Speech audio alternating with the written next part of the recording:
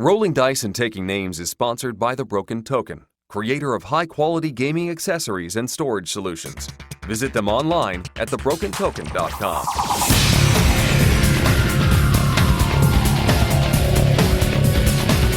On this episode of RDTN, Rodney Smith from Watch It Play joins us as we do our daily recordings from the hotel room at Gen Con 2018. Plus a super special interview with actor Joe Manganiello. And welcome to another episode of Rolling Dice and Taking Names. This is episode 150, Working for a Living, and we are here live at Gen Con 2018 for our daily coverage of Gen Con, along with myself, Marty, Tony, and Rodney Smith. That's right. I'm back again. Rodney is back to join us again this year. Rodney did such a great job last year doing our little daily overviews of what we saw and did at Gen Con, and people loved it, and Rodney agreed to come back and do it again. So, Rodney, thank you so much for coming back. Well, thank you. I mean, to be clear, I am in the room with you. We are in the hotel room. I am the only option. No, it's the fact that you don't get to go to bed till you record something. I'm going to finish this and I get to go to sleep. Fair enough. You want to go to sleep? Okay, you got to record for a little bit. If not, we can keep this up all night. That's fine. You guys are good roommates. I'm ready to talk. I'm really excited about Gen Con this year in a way.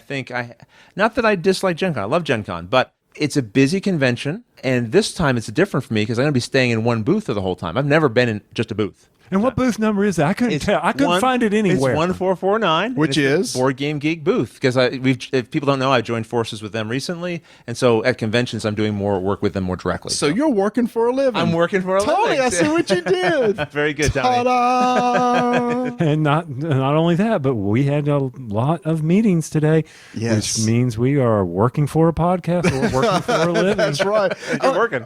On Wednesday, when Gen Con hasn't even started yet. You're saying live from Gen Con. It really hasn't started. It's a setup day today, kind of, right? And this by far was one of my favorite because I got to go help Ignacy at his portal booth do setup. Right. And so that was, for me, the reason for the title of the song, Working for a Living. It was probably a very rewarding day for me just for doing that. Well, it was silly. It was fun. So these people who set up booths all the time, it's like, setting up booths. Tony and I are on hands and knees on the floor, and we're putting down the little gridded padding on the floor. Yeah, right. And he and I are like putting up the pads, and Ignacy and Mary's like, wow, what are they doing? It's like, hand us another pad. Let's do it. We're putting them all you guys down. are fired up. Yeah. Okay. And they had 3 pallets of Detective, 650 copies of Detective they brought to the show. Does that seem like a lot to you? Yeah. It is when you're opening all those boxes. I don't mean the work you're doing. I mean, do you think that's going to sell out? Do you think Yes. it'll sell out? Yes. I think it will. I think it will. Do you? Okay, then I'm the skeptical one. Yeah, you're a little. The 250 were pre-ordered. That's something we can report back on once we see what happens over the So 250 next were couple of pre-ordered. That means 400 need to be sold at the show from days. walk-ups. Okay. Yeah. That's going. He's what else? What else is he releasing here? That's what the main. Well, there's nothing, but it's there's not that- thousands of other things. There's a lot of things being released. Right? I understand that, but from the portal and the, all these random. Here's Detective. You've heard the buzz about it, the hype. I mean, we covered it last time. Yeah, I think it's got good buzz, but I think also on the heels of First Martians, which people found the rulebook a little complicated or whatever. This doesn't have that barrier to entry. And I think there has been some good reports on it. I think it will go. I think First Martians would have been a lot better if there was a video by you from it. How dare you? I did that video. You did? Oh my gosh! Wow, this is awkward. This is kind of awkward in the room. Okay, there's still time to change the room. And in fact, I believe it was. I know he did it. It was your longest video, right? It was. Yes. I think it was close to. If it wasn't, it was one of the big ones. But you've also done Detective, which is a reasonable 22 minutes. 22 minutes. So that tells you it's just an easier game to learn and pick up. Yeah. But and it's unique. It's quite unique too. But watching your rules video on First Martian versus the playthrough that you and Pep did, I learned more from that. From the playthrough, seeing it in action. Yes. Seeing it, it's always a great way to learn a game. Yeah. Well, so what? I fell one time. Let's reset, do it again. That's why I like coming on this show. All these great compliments. I really need to come on more often. I take a shot and then I compliment. You do. And since we've recorded, I actually got to play Detective with my family. Right. They went crazy. Oh, they liked it. So Good. they liked the initial idea of it. So me, my wife Vanessa, Adam, and Travis all sat down and played. I ordered pizza. Yep. We had like pizza in there. How long did it take you to order I that got in pizza? donuts. This was a lot easier. Okay. Yeah, that was a whole story at Dice Tower Con. And then I got donuts. So we had donuts and pizza. Yeah, like we had little investigators. Yeah, we had like a little 27-inch monitor with a laptop plugged into it, so we could see the databases we played. After we were done, they were like, "That was amazing." I mean, they were like, "I'm ready to play case 2 because I want to see what else happens." That's really because it's an investment of time. How long did it take you guys to play? 2.5 hours. 2.5 hours? It was. Not It wasn't bad. bad. We kind of moved through it pretty quick. And what's interesting is that's the second time through that case. Right. I saw things about the story that I never saw in the first time. Well, that's interesting because people do ask, what's the replayability on this game? And I think it does have some because even if you played it before, you'll discover something new, and that's what you're saying, right? Yeah. You'll see things you didn't see before. Yeah. Good.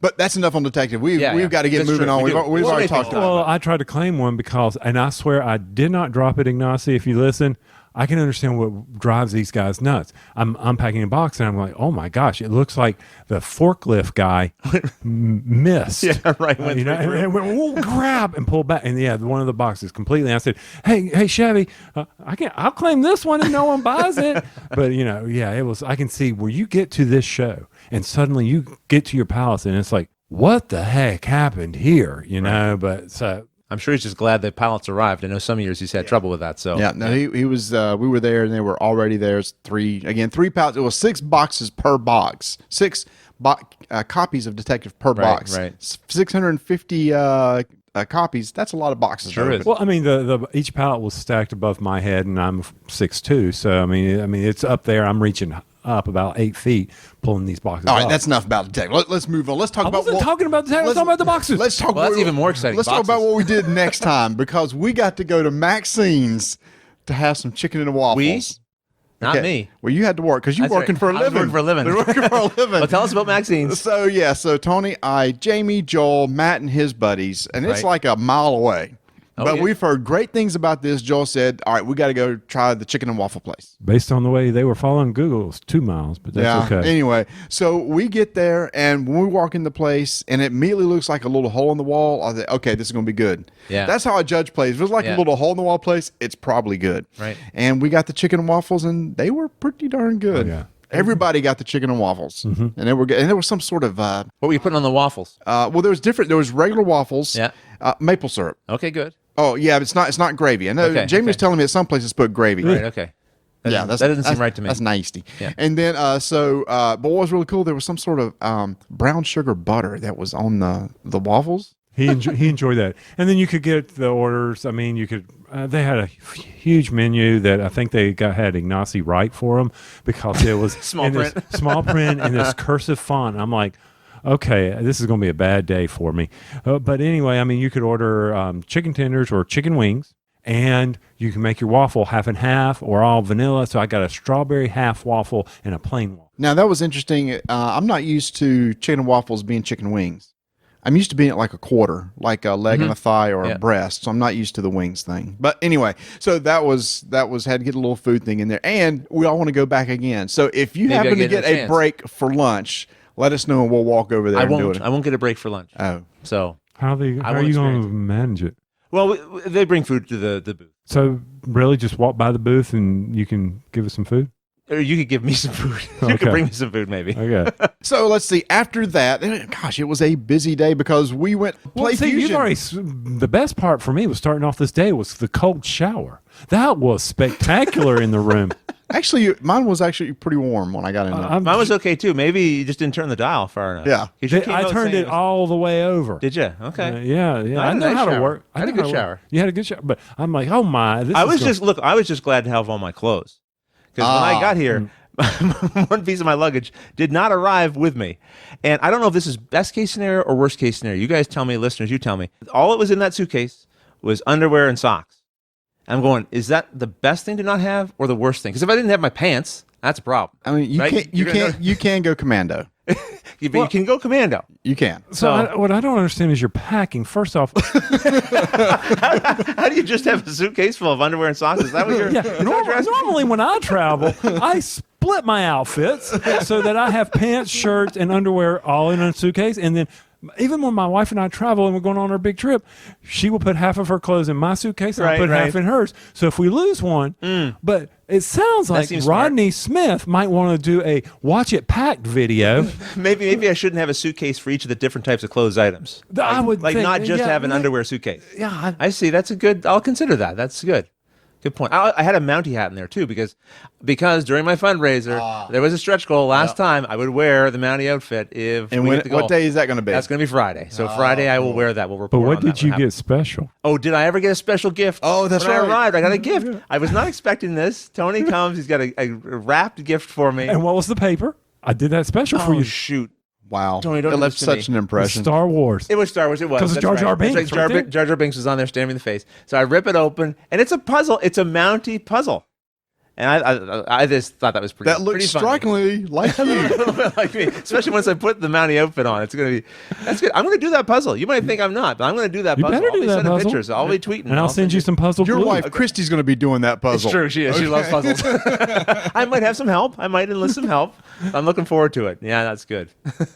So anyway, we got to sit on a tarmac for a little squirrel. So now squirrel. we get back to we went to Play Fusion today, which is the That's people that right. do Age You of did. Sigmar Champions. They had a nice little setup Amazing. to go and demo. They had an open bar there, so they had like soft drinks and cookies and snacks. They had an open bar so that you can get drinks. They wanted people to come in, demo the game. A lot of people were demoing. Then we were done. They gave everybody a free starter deck.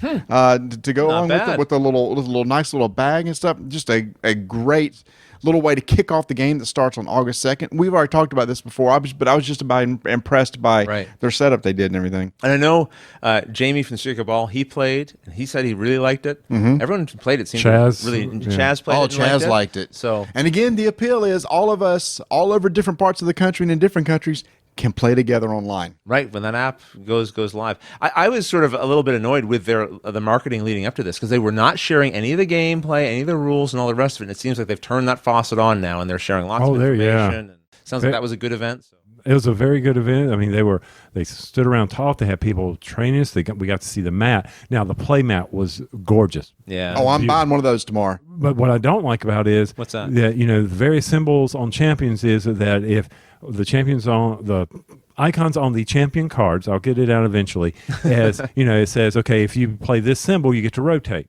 Right. Well, this symbol means that you have to discard a card or play an ability. None of that's on that mat. So I it's see. something. It's something else you have to look up when you're first learning the game. Wait a minute. Those symbols aren't on that mat? No. Are you sure? I'm because it 100%. came in the play mat that came with the starter decks. He made a Z, who was not Z from Dice Tower, but Z, who was there. He was telling me, he says, yeah, when you first learn to play with the starter deck, you'll know the symbols, but we figured, why put it on this nice placemat? They should have done that. Well, he said, you'll know it. Because you'll have played on the. You'll basic played mat. it on Yeah. enough, and then also once if we introduce new symbols, and this is my thing, if they introduce new Right. symbols, Then this mat's obsolete, kind of. It's yeah. missing stuff. So right. once again, I'm like, oh, that's forward thinking. Yeah. It hurts me now, but later in life, right. It'll be okay. Yes. and the sugar cookie was so soft. I didn't have a cookie. That's your problem. I had a Diet Mountain Dew. I was excited about that. Yeah, I got a Diet Coke. And I got sweet tea from Maxine's. Oh, it was a good drink day for me. All right. So then right after that, we all That's right. hooked up I'm back in together. it now. All- I'm back Now, in it. Rodney's y'all. back in, Yeah. rushed over to the CMON They had a press event. Yes. Yes, showing off not games that are here, but what's coming out. Yep.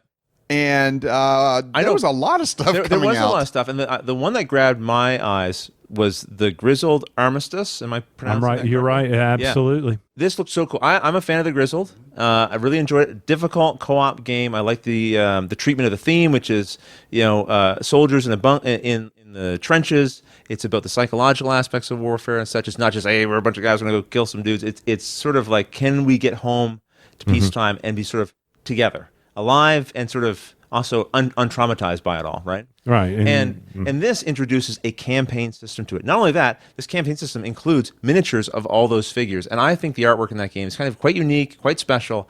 And these are that artwork brought to life in a 3D model. Did you Painted. And painted. Yes, it looks really good. Did you look at the cards? They redid the artwork on the Yes, cards. I looked at the cards, and there's like a 9-chapter campaign that comes with it, and you play through each scenario. or each chapter, and each chapter, depending on the outcome, you'll take something with you into the next one. So there's sort of like ongoing stuff. It's not legacy. There's nothing destructible. You can replay it again, and there's new elements added in, like soldiers that are not as trained as you are, recruits who've been assigned your group, and you've got to deal with them because they're going to kind of drag you guys down a little bit. So you got to get help them out through the whole thing. It just looks like there's a lot of more things added in if you want a slightly meatier experience in your Grizzled game. And I'm with you. That was the one. Well, two stood out to me, but Grizzled Armistice was Caught your eye too? Caught my attention, caught my eye.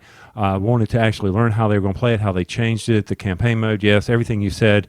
And I was like, this is going to be a must. It comes out on the 100th anniversary of the Armistice Day in November. Right. And I think it's November 19th, and I'm probably wrong on that, so I shouldn't have said it, but I did, so Marty doesn't need to worry about it. But anyway, it comes out. It comes on. They specifically are going to release it to celebrate the 100th anniversary of the Armistice Well, I'm Day. going to be picking it up for sure. Did you see anything else that Yes, you like to look up? I saw the game they've already announced, but we got to see it in person. Was the Truduang, Truduang? It's like an RPG. Truduang Legends. Yeah. Which is based on, I think it's an RPG that's been around Okay. for a while somewhere in Europe, and this is going to be kind of their legacy style game. Yes. Not destructible again. But they have some interesting concepts here where they have this map, and there's little clear sleeves on the map where you slide cards into the board. The map is a board. If you've ever played Mysterium, the Asmodee release that has the shield that has the little sleeves, it's just like that. You slip the cards and it holds them in place. And the idea is that over the course of the game, you may discover a location that has this, you maybe discover an island in the ocean, and you slide a little ocean tile in that location.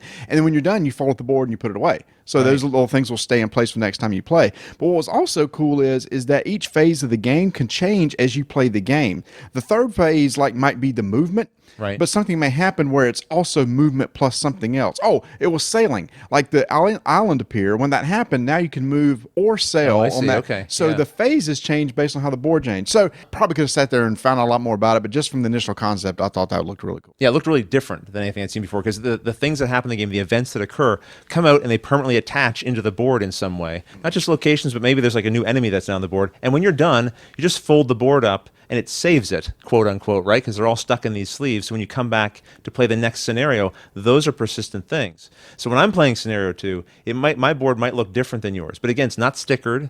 It's not like you're not tearing things up. Charterstone-ish. It's not. You can then play over again from the beginning and take different avenues into Which the CMON rep told me. He said basically this is one of those games that they're holding their breath on. How will it be received? Well, this is something completely and totally different. It's a Kickstarter with miniatures. It will be fine.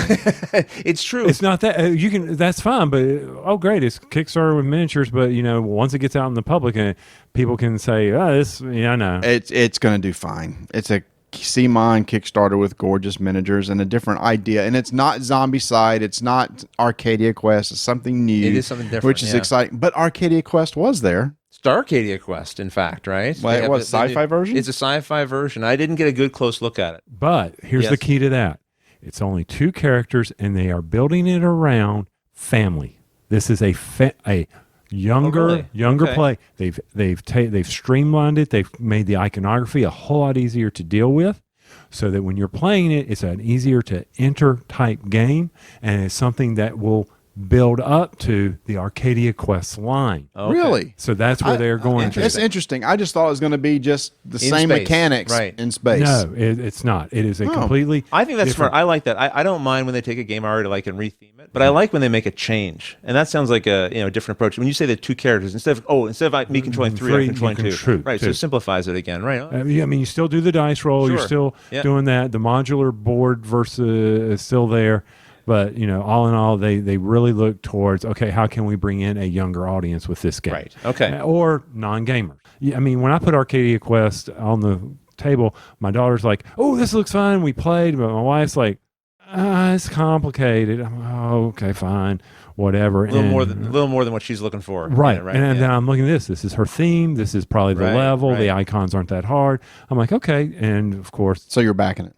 Maybe. Okay. We'll see. Yeah, I mean, it will look good next to Arcadia Quest, Mass Mora, and all the rest of them that I've done. You just sit You need there. the set now. Yeah. Yeah. You know, CMON puts on a good event. It's a nice way for press or whatever to see some of the things in advance that are coming down the line that we can think about talking about and whatever. And for me, maybe doing a video and you guys doing podcasts. I was excited about finally Eric Lang is going to release his Victorian Masterminds. That looks good. I got to play this when he was prototyping it several years ago Right. at BGG Con, where I remember when I played it and he made fun of me. He said, I have never seen anybody get a score as low as what you just got. And he actually remembered that tonight. And I said, is that the game I played? He went, oh yeah. In fact, I used your tears from that night to make this game, even better than what it was.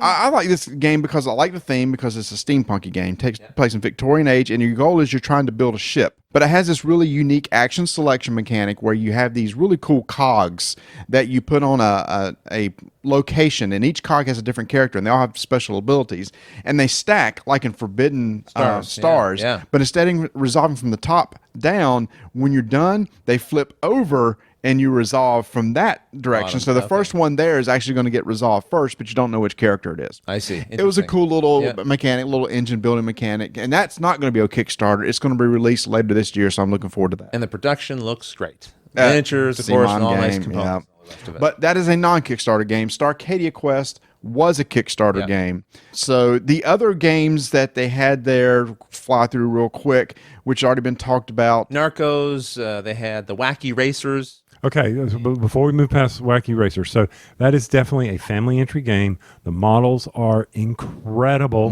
It's pure nostalgia for me and Marty, because I think we were alive when that originally came out. I read the comics. I remember having comics of the Wacky Racers. But then it got re-released recently, so that's out there. But it is pure family. But it's also definitely towards that lighter age of trying to make it to the end while Dastardly is setting traps for you as long as you go. And it's just pure fun, quick game. Now I can't remember if that was Kickstarter or not. I don't know either. I asked for each one of these, and I can't remember. I don't. I know one that is Kickstarter is Munchkin Dungeon.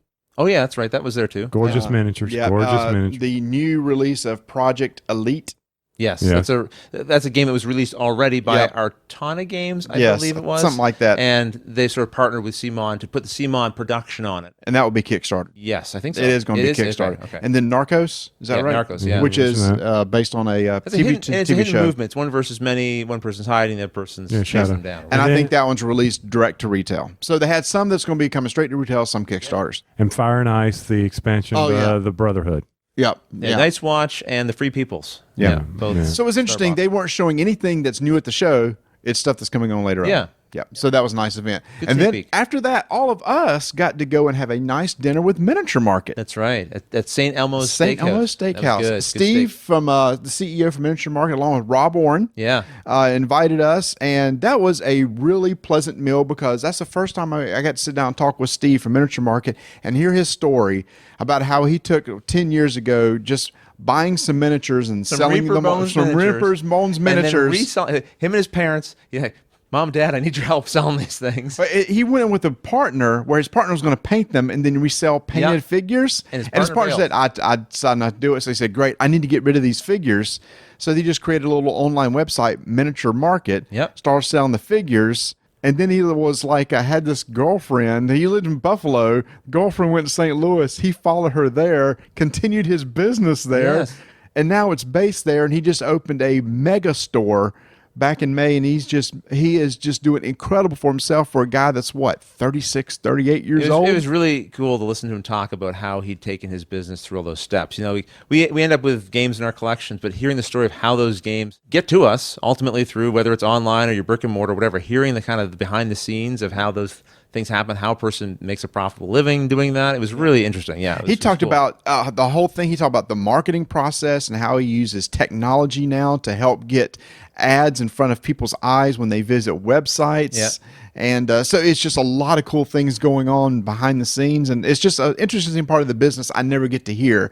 People say, that sounds really boring. Well, to me, it's really interesting how he goes and he buys from distributors. How many am I going to buy? What price am I going to get it? When am I going to set the price when I sell it? Where do I store it? His retail plan for his store, he says he has about 100 people every night in there, and he's going to open up like a bar Right, and yeah, have an alcohol license and make even more money. And it's It was fast. It's just a great business mind. Yeah, I think so. And Rob Oren was there, and he was really nice to talk to. He's got a YouTube channel as well, Rob's Tabletop World, and does a lot of great work raising money for charities and things. He paints miniatures. He does giveaways and all that. And it was really nice because he's also Miniature Marker's a sponsor of his channel as well. So it was really nice. Just a nice little break in the day after a long day of working for a living. Yeah, very good. Thank well you. done. Yeah. I appreciate it. And he explained to me why the FedEx does what it does. So that's a tie back a couple of episodes ago when I went through the various logistics of it and didn't understand. Oh, yeah, okay. And we all do. We all do, yes. And it was very interesting just to hear that it's based on the hubs and how you don't see it in the tracking, but they're actually having to send it up to a hub. And I knew that. I knew that FedEx uses the hubs. So it's got to go here to get to a hub, and it's based on package size. And depending on the package size will determine which center it goes to, and these packages have to go up to this hub, and then it comes back down. And he was explaining this triangle. It was very interesting.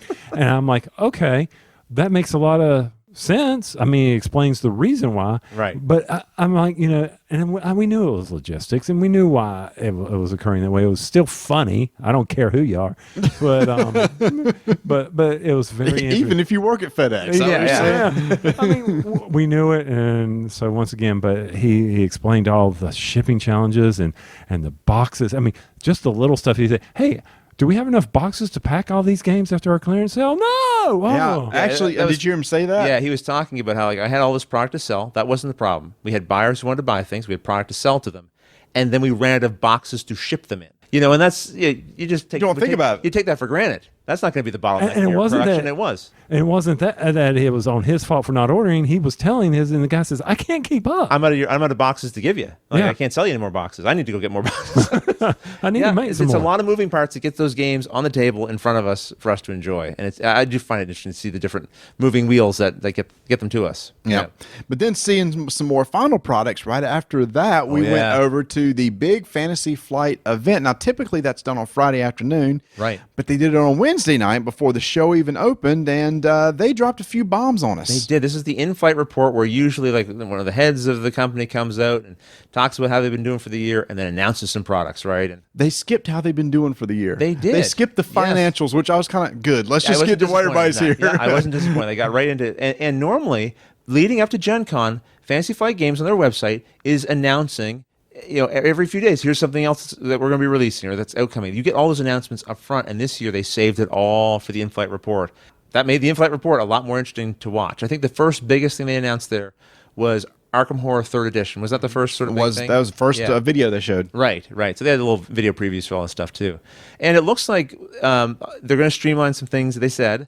But the main thing I saw that was different was the board, because it's gone. Yeah. There's no fold-out board. It's now... tiles. Yeah, tile pieces that interlock together, so you can form different shapes or whatever when you play different scenarios. Well, it reminded me of, it's kind of like the card game, the LCG of Arkham Horror, where you're exploring the various rooms, Right. Oh, that's true. Some of the announcements were lost on me because I had these two jerks sitting in front of me who would not behave. It's true. I was getting a little wild in the thing. I was getting excited by things. Did you even hear the rest of them? Because you and Tom were talking. Tom Vassell were talking the whole gabbing time. a little bit. Yes, we were gabbing a bit. But I was hooting and hollering at some of those announcements. You were I was hooting and hollering. excited.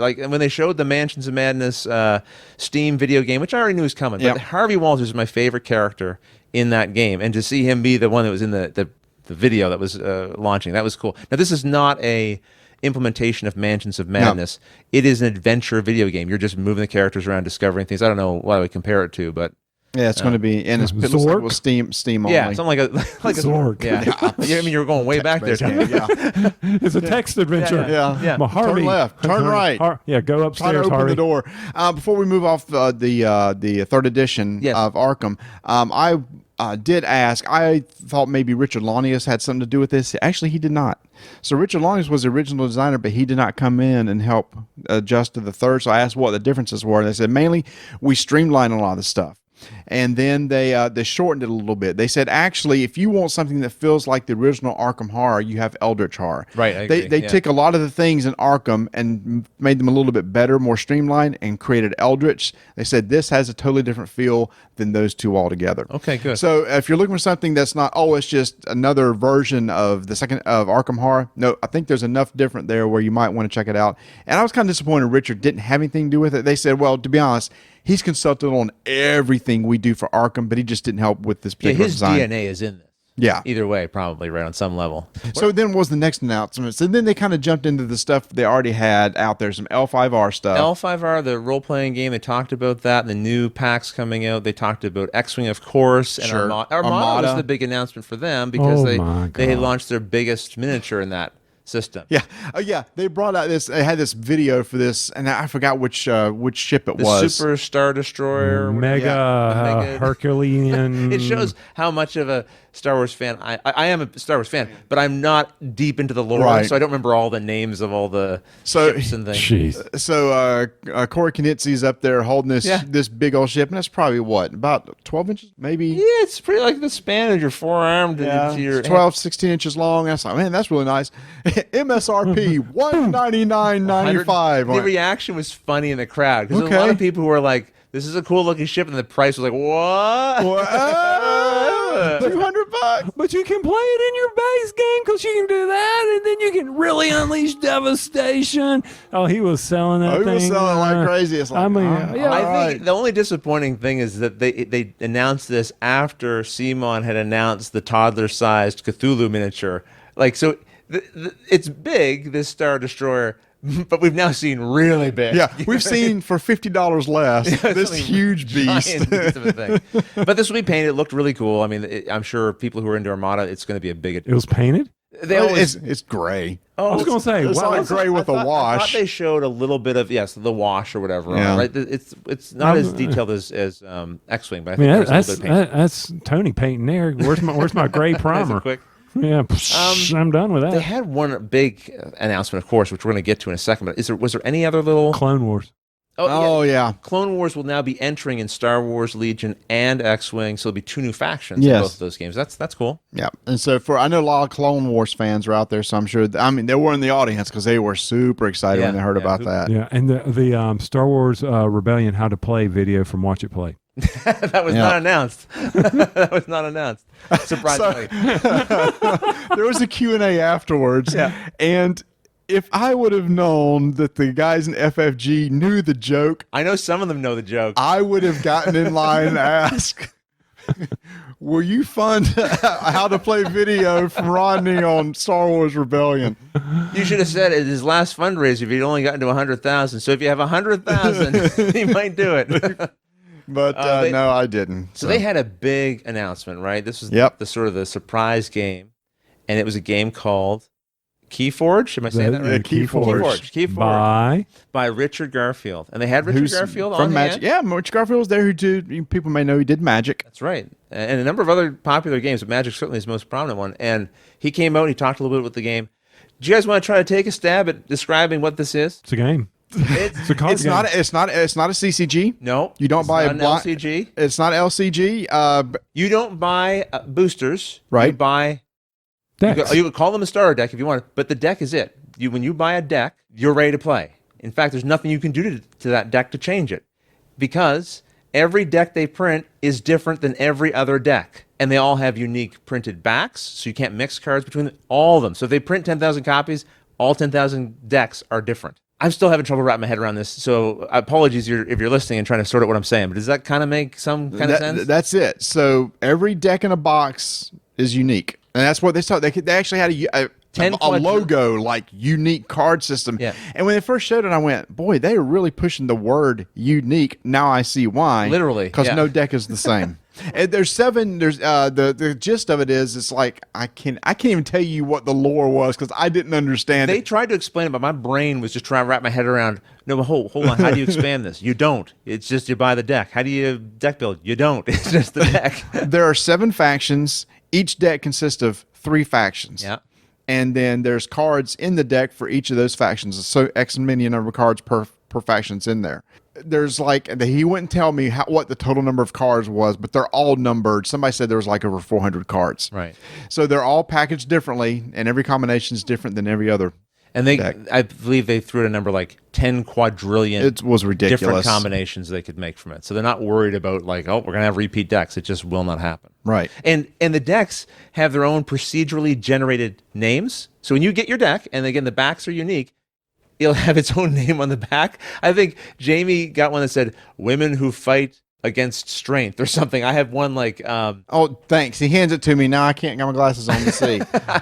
Deuce Deus, the often sneaking. It sounds like an AI trying to come up with titles for things. It's definitely a random name generator, right? Yeah. And then the other one is Falstaff Snap Enarvia. Yeah, just weird names. And the decks are all different. You might have some cards that are the same, but the combinations will always be different. Anyway, a very different style of game, unlike kind of anything, at least in terms of how it's being distributed. So I see this game as, and I don't know, possibly as a go over to the Target Walmart card where Pokemon and all the Magic and all those are hanging up, and I see that's where this is. This is what It's $10, I think. You spend $10 and you've got a deck. So I play my deck against you, Tony, and we played a few different times, and we want a different experience.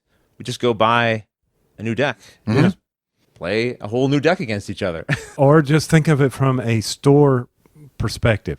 Here, and draft your decks. You're not drafting cards. You draft. These are your championships. Hey, for X amount of dollars, you're gonna get in here, and we're gonna give you 4 of these, and whoever wins is the champion and gets a really nice map. Yeah, they said they have tournament plans. They definitely have tournament plans for it. There's 2 different types of tournaments. Obviously, draft is one. So you'll go in there and just draft a box. You open the box and start playing. Right. Or it could be go ahead and bring one that you've already had and you know how to play. Right. And play that. There is a starter box for $40 that has 2 starter decks, which all of them are the same just to learn the game. Then 2 unique decks and several tokens. There's just some damage tokens and status tokens used for the game. Probably just to give a little context about the game. What's kind of interesting, it's not like you have 30 health and I'm trying to reduce you to 0. You're trying to collect embers. Ember. And if you have 6 at the beginning of your turn, you unlock your key. And you're trying to forge your key. Forge your key. That's the name. Keyforge. Keyforge. Right. And you're trying to forge 3 keys to win. Yep. So it's not like I'm trying to do. There is fighting. You have creatures that will fight each other and such. But I'm not trying to reduce your health to 0 in it. So I did not open mine. I watched people play. I was reading the rule book, watching the guy there play, and basically, the only unique thing about this game from a standpoint of cards that I found was, so in your hand, you announce the faction that you will activate that round. Mm-hmm. So if you have creatures of that faction out on the board, you'll be able to use them. Right. And only those cards in your hand you'll be able to play. Yeah. So, that's the unique thing about it. So you've got 3 factions in your deck, so you're going to be calling out one of those 3 to do something. And watching a demo that you were playing in, this gentleman got out this one faction, which I think you were Fireball, and I forget what they were called. You had Soccer Ball, Fireball, and Mars. I didn't know the faction names we called them that too. It does look like a soccer ball. So I think it was Brados, Broaden, or something like that. And basically, he just sat there, and one of the actions is you can reap to collect amber. Mm-hmm. So your creatures can go out and gain amber. Well, Rodney had no way of defeating his creatures because they were incredible. Actually, I don't think they had any defense against him, but still, he could go and attack him and wipe them out, but his cards were not allowing him to do it. So he sat there for 2 turns. He reaped 6 amber, boom, won the game. And I was like, okay, that was anticlimactic. I had a very slanted game when I played my first game, but it didn't turn me off of the game. I was still, sometimes, look, in all these games, if you take Magic the Gathering, for example, if you just don't draw land, then you can have a bad hand. That can happen, right? And that might have been what happened in my game, or maybe because it's the first time I'm playing my deck, I just wasn't playing it optimum. The first time I'd seen the cards in the deck, and maybe I should have been looking for something else. Maybe once I see the rest of the cards, I'll know better. But they do have a handicapping method, because that's the thing someone asked is the chain. How do I? What if my deck's just better than somebody else's? So they have a handicapping thing to help balance that out. The chain is if you have like up to 6 in your chain, you draw 1 less. Your hand limit's like 1 less per turn. Above 6 is 2 less. It's slowing you down. So the handicapping is the number of cards you have in your hand to even play. Right. So I'm going to be interested to see how that works in organized play. It's like, well, if you win, does your chain increase, and does that carry over to the next game? Yeah, it might. Yeah, it might. First question came to my mind was obviously the balancing thing. So I think a lot of people are kind of tentative. It seemed like that sounds interesting, and they're just kind of, I think a lot of people are cautious. It's just so different. Yeah, it's just so different. And it's really cool. It's one of those things that after he announced it, and he said, but even though this comes out Q4, everybody get here, gets 2 decks. We're like, we all kind of lost it. 2 decks. Everybody was all excited about that. So everybody got 2 decks. Where are the rules? Oh, we'll post them in a little bit on the website. Right. And they were on the website right away. But yeah, you have to go download them off the website too. So, and I haven't read them. Like I got taught by somebody else, but I'll give them a read. I'm really curious how this is going to be received. To me, the unique thing isn't the gameplay per se. I mean, yeah, definitely the distribution method. It's very different yeah. how it's being released. To see how people take to it. It's definitely something different. No question, they are doing something different. We see so many things that are the iterations of the same thing over and over again. They're definitely doing something different. So kudos to them for that. And it only $9.95. I mean, I guess there probably is an appeal. If Tony, if you and I are in a store, and it's like, what do you want to do? I don't know. Well, we just Drop a couple decks. Drop $10 on this. I'll drop 10, and we'll just go play. I know for a lot of people, he's snarling at me over there. He's like, "Okay, I ain't doing that crap." I know for a lot of people, deck building is the part they enjoy. Me too. Right. Yeah. But we were talking. David Wainwright was there, and he was going like, "I just don't like doing that. I'd rather just give me a deck so I can just play it. I just want to play it. I want to build something." So this might be the game for those people who just want to grab a starter deck and play. And actually, FFG said that's one thing they were trying to combat against, because in a lot of games like this, we know there's net decking. We know that people out there looking at the metas and going, "Okay, here's what I need. Here's the top decks. Here's what I need to build my deck to play against." It says we removed all that.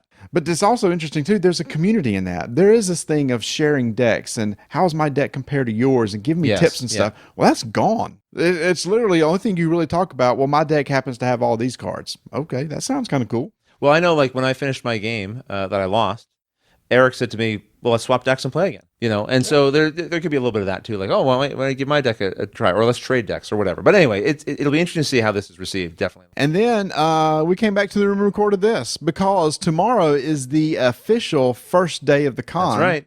And I think we're going to get over there a little bit early before the doors open, just kind of walk around and get the buzz. We'll see where everybody's rushing to and grabbing tomorrow. You're going to start your interviews tomorrow? I do. I'm the first shift tomorrow for a couple of hours. I'll be doing video previews with Board Game Geek, and then the rest of the time I'll be in the booth just helping out. That's exciting because then each night we can hear about some of the stuff that you get to see that we may not get to see. Tony and I have got a few meetings each day. Tomorrow night we're going to be doing like a fun event with Stronghold. They're releasing, and I really should not do that off the cuff. It's something in their Dragon and Flagon series. It's a reprint of a game. Why? You could chime in here. No, I'm liking you struggling. I will see you try to wrap this up. Okay. We're going to go do something with Stronghold tomorrow night. Cool. I mean, instead of trying to tell what we're going to be doing, and then we'll come back tomorrow and tell you what we did. Yeah, which happens in all about a couple seconds from here when we wrap this up. Right. We'll be back here tomorrow night. Now, if you notice, we're all very energetic on Wednesday night. That's right. We'll see what the energy is on Saturday. But on Saturday, we'll see what it is. So that's Wednesday. Gen Con hasn't even started. We'll see what first day holds for us. We'll be back in just a few seconds. Absolutely. Let you know. So we're back. We're punchy. It's late. You said after a few days the level would drop. It was the first night. Well, I'm going to be honest. I was forced to play this one game to end the night called Don't Mess with Cthulhu. Yeah, your favorite style of game. My favorite style of game. But anyway, social deduction best game. Social deduction game out there. And it was amazing. And that doesn't tell me a lot. That's all I'm going to say that. So anyway, this was the first day of Gen Con. The doors opened and the magical wave of people came upon us as we stood there and watched them rush to get their favorite games. I stood towards the back, and it didn't seem like it has in the past. I don't know if you guys were up near the front. I was up near the front, and it was just as crazy. Was it? Yes. Okay. Yes. I was in a booth, so I didn't see any of that, actually. It was crazy. They start doing this chant, do not run, and then they don't run, but people walking really fast. Right. The brink of running. Yeah. But I will say this, for day 2, I made sure that I was standing over at Portal's booth because, Ignacy was on pins and needles because he's sitting there thinking, how well will Detective be received? Will there be a line? Will people be buying it? Will it only be the pre-orders? And so I'm standing there with Ignacy, and he's talking to me. And when Ignacy gets nervous, he seems to talk a little bit. It's amazing. A little more? A little bit more. But we're standing there. But you can see that face. He's stern, and then the line continues to build. It's building. And I'm using my hands to demonstrate how it builds for them so that they understand. And it keeps building and keeps building. I'm watching Ignacy. And slowly that frown turns upside down. and you know how you feel good for someone? Sure. Yeah, absolutely. And that's exactly what I was sitting here thinking. I'm like, Ignacy is seeing that he knows that people are accepting of the game. And the number of people that came up to him and said, I am so excited to play this. I've heard great things about it. And then watch them ask him for his signature. It's just, you're sitting there saying, this man's hard work has paid off for him. And he was very definitely happy. He came by the BGG booth. Actually, while I was working there, we had a chance to talk. And I had the same experience with him. He seemed very relieved and happy about how sales were going and how the game was being anticipated and received. So, and the huge stack of games was down pretty low by the end of the day. I think they moved 400. I didn't hear a number. They sold out. They sold out. Everything left was his pre-orders. He told me. I didn't realize that. Really? Oh, he sold out today. He may have some extras, okay. But yeah, he's done. Oh, I didn't know. That's fantastic. That's what he was saying. Maybe I misunderstood the translation. I don't know. No, if that's the case, if 400 when did you talk to him? Was it towards the end of the day? Near the end of the day. If 400 was sold, that's all he had to sell. There was 250 pre-orders. Wow. Yeah. But maybe I think he was just saying off the cuff that he anticipated the sellout. Right. We'll double check for tomorrow. Maybe we'll check in. We'll find an out. Update. Yeah. So then we walked around the hall. I mean, there's a lot of just walking and talking and checking out some of the hot stuff. I guess you were running the BGG booth all day. Were you having publishers coming in and showing you stuff? Anything exciting? That was kind of cool. Like I spent the first 2 hours of my day helping them do the preview. So I was hosting and doing the preview, and then I spent another couple hours helping them in the store, selling the promos, and then I spent another couple hours producing for the show. So running the monitors, making sure the cameras were working and everything. It made the day go really fast. So I did get to see a lot of publishers, but the ones who were coming in to do previews, a lot of people were coming up to the booth and wanted to say hello, and it was just it was a good day. It went very quick. And when it was over, I was like, wow, it's 7:30. By the time I was done out of there, I couldn't believe how late it was. It went really quick. Yeah, Tony, you and I had a couple meetings with publishers. We went and talked to CMON, talked to Eric Lang. Again, just had a little chit chat with him. Even though we already kind of saw all the games, he was busy like crazy. But and we were like, Eric, you go do your thing. We're going to leave you alone. And then we go over to a Renegade booth, who we had an appointment with their PR person, Danny. And we get there and said, yeah, we're supposed to meet at 3. But I'm really swamped right now, and I'm like the only one here. I said, Danny, don't worry about it. We'll talk some other time. Oh, thank you. So we go around the corner. We're just chatting, and a couple from Tantrum House come Melissa up. and Kevin, they come up they say, oh yeah, we got a meeting with Danny at 3:30. I went, oh really? I want to see how this goes. So they go, we ready for a meeting? Danny's like, oh yeah, I'm ready to talk now. And I step around the corner and go, excuse me? Good for you.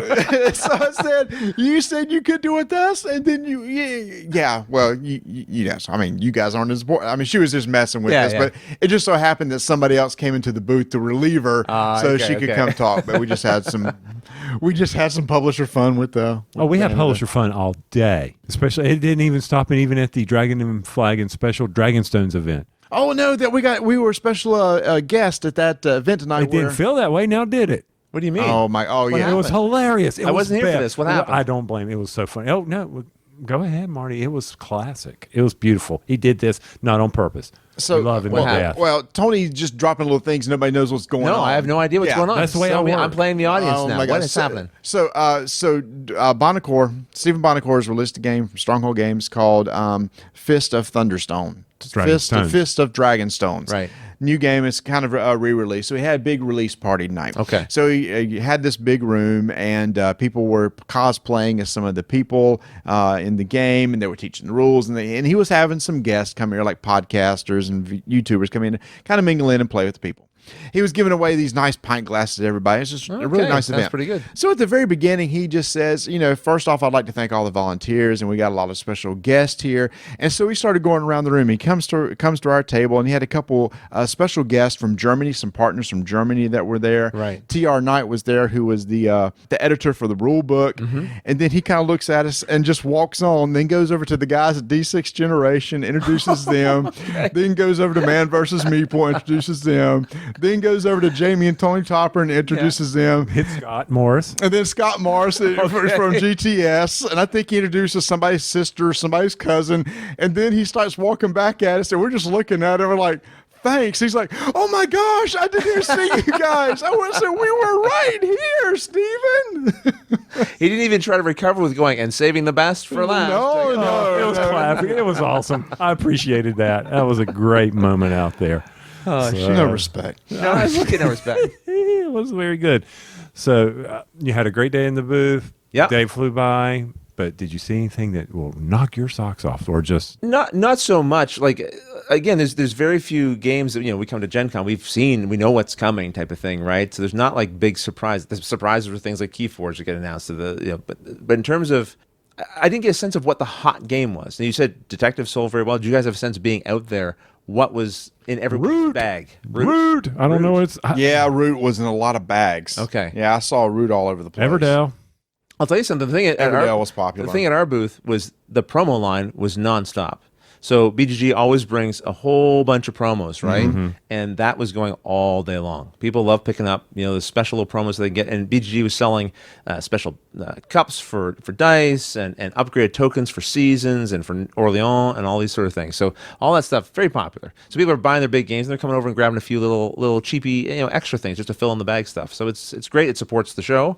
It supports, BGG. So it's helpful all around. Tony, you got to meet one of your favorite game designers. Yes, I did. Glenn Dover. We went over and saw Railroad Rivals. Railroad, yes. Am I right? I always get that one confused in Railroad Tycoon. Railroad Tycoon. So Railroad Railroad Tycoon is the Tycoon. larger version, and Railroad Rivals is the game that just came out, which is kind of like a quicker version of that. You're right. And Glenn Dover, as Rodney can correct me, he did Railways of the World. Right. And so, And Age of Empires. No, Age of Discovery. It was Age Age of of Discovery. Empires redone to Age of Discovery, which I really enjoyed. very gracious man. Shook his hand, told me I was thrilled to meet him. So he did it, and we sat down. We did a demo of Railroad Rivals, and I enjoy those fast. It's got trains. Okay, first off, You it's like got trains. trains. I love my Yeah, trains. But it was a very fast pickup and delivery stock market game, and the use of victory points that on how you bid for turn order was a very. It's not a unique mechanic, but it was a good way to determine how you want to go. And I can just see how this would play out with 4 players and how it can move things up and down. And at the end of the game, of course, victory points win, but it's based on the stock market and how many stock market items you have times what the stock price is. That's your total victory points. Okay. And you get victory points from delivering goods. But if you deliver the first person to deliver a particular color of a good, he gets 3 points. If the next person delivers another color of that same good, deliver the same color of that good, the point value goes down. Okay. Yeah. And when you deliver a good across a railroad, their stock price goes up. So you're having to strategize around those victory points, moving that, and along the lines of, okay, how can I benefit my stock? And you're playing tiles and matching the tile. It was a really good demo. I appreciate them taking the time. But most of all, I got my picture taken with Glenn Dover. Well, you telling that story reminded me of something. I'm glad you told that story because I would have hated to gloss over this. The very first interview I did this morning at the BGG booth was with Martin Wallace. Okay. And it was totally unexpected. I have a list of exactly who I'm interacting with. Well, at the last minute, they swapped out who was going to be in there to demo the game with Martin Wallace. And he's a designer that I'm almost embarrassed to say that I don't know his catalog of games as well as I should because I've been enjoying so many of his games lately, like London, Brass, and they got the new Wildlands coming out, which is a miniatures game. He's got a whole other backlog of these games, but these few, Brass especially, I'm just really enjoying lately. And London, I've played the second edition a ton. And so to get a chance to sit down and talk to him, person to person, whatever, it was really an honor. Yeah. Honestly, I want to call him Mr. Wallace. I felt awkward saying, Martin to him, because it was a real treat, Well, speaking of which, we happened to be walking by the Osprey Games booth. Yes. And they just happened to get in the first or early production copy of Wildlands. Right. And so we were with Christian Waters there, and he said, "Hey, you guys, let's go ahead and open this thing up." So we Pull some shrink wrap. Yeah, pulled some shrink wrap, opened up, started looking at the minis. The inserts are super nice. I haven't seen the insert yet. The inserts makes it really easy to organize. The minis are washed, and so they look good. And so Tony hadn't had a chance to play the game, so they kind of gave us a quick overview of the Okay. game. We got to demo it at Origins. So they are very excited about that. And I think it's cool that you got to meet Martin Wallace because we're Yeah. actually talking about him and stuff, about hopefully maybe talking to him in the future or something like that. Right, So, right. Wildlands looks great. That's going to be coming out later on this year. I'm sure you'll be hearing a lot more about it. But seeing that And Martin production- Wallace's first miniatures game, like A you're skirmish fighting- game. It's a skirmish game. You're fighting with miniatures. but it's very Martin Wallace is. just with the card play and card it is, dynamics. Yeah, yeah. Mm-hmm. So look for that one. Yeah, the iconography on the cards. That's what I'm looking at this game board. I'm like, okay, how much text am I going to have to read? There's no text to read. I'm like, oh, this is going to be so awesome. You're gonna like it. Yeah. Yeah, I don't have to pull out the spectacles. I don't have to have bright lights shining on it. That's oh my right. gosh. Another big treat that Tony and I had today is we got to do a special interview with somebody. So I don't know if anybody watches Critical Role, which is a big RPG show that's on Twitch. And they have every once in a while, some famous people come on there. One of them being Joe Manganiello, Right. who is an actor who played in True Blood and some other things. He's mainly known for True Blood, Magic Mike. So we got a chance to talk to him today. I told him one of my favorite movies was Pee-wee's Big Holiday. And Right. he thought that was kind of funny. He was the Big Top? co-star. Was it Big Top? Big Holiday. Big Holiday. Okay, Big not Holiday. Pee-wee's Big Top. It was. I It didn't was. know It Pee-wee was. did two It movies. was. It was a Netflix movie that came out Oh, last no year. wonder I Right. didn't see it. Yeah. Yeah. You need to get Netflix. So anyway, Give me your password. so what happened is Joe has announced a new clothing line, and who's going to be here at the show showing it off in Margaret Weiss's booth, who is known for the Dragonlance novels. Right, yeah. Famous author in the D&D universe. Sweet lady. A super nice lady. So I reached out to her several weeks ago. And I said, "Is there any chance we can interview Joe?" And Yeah. he said, "Well, hold on. Let me contact him." She said, "Well, you need to go put through the press person." So we talked to the press person. Press person got back in touch with us. She said, "On Thursday at 1:00, can you do that?" I went, "Yes, we Yeah, can." you're all over that.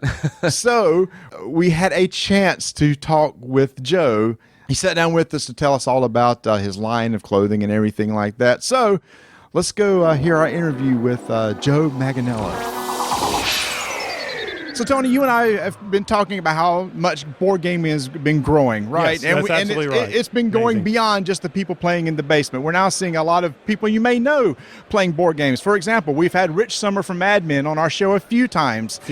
Talking about board gaming and everything. But another thing that's really growing is RPGs. Continues to grow. I mean, even when we were growing up in the 80s, 70s, you and I got it, but now 5e is just taking over.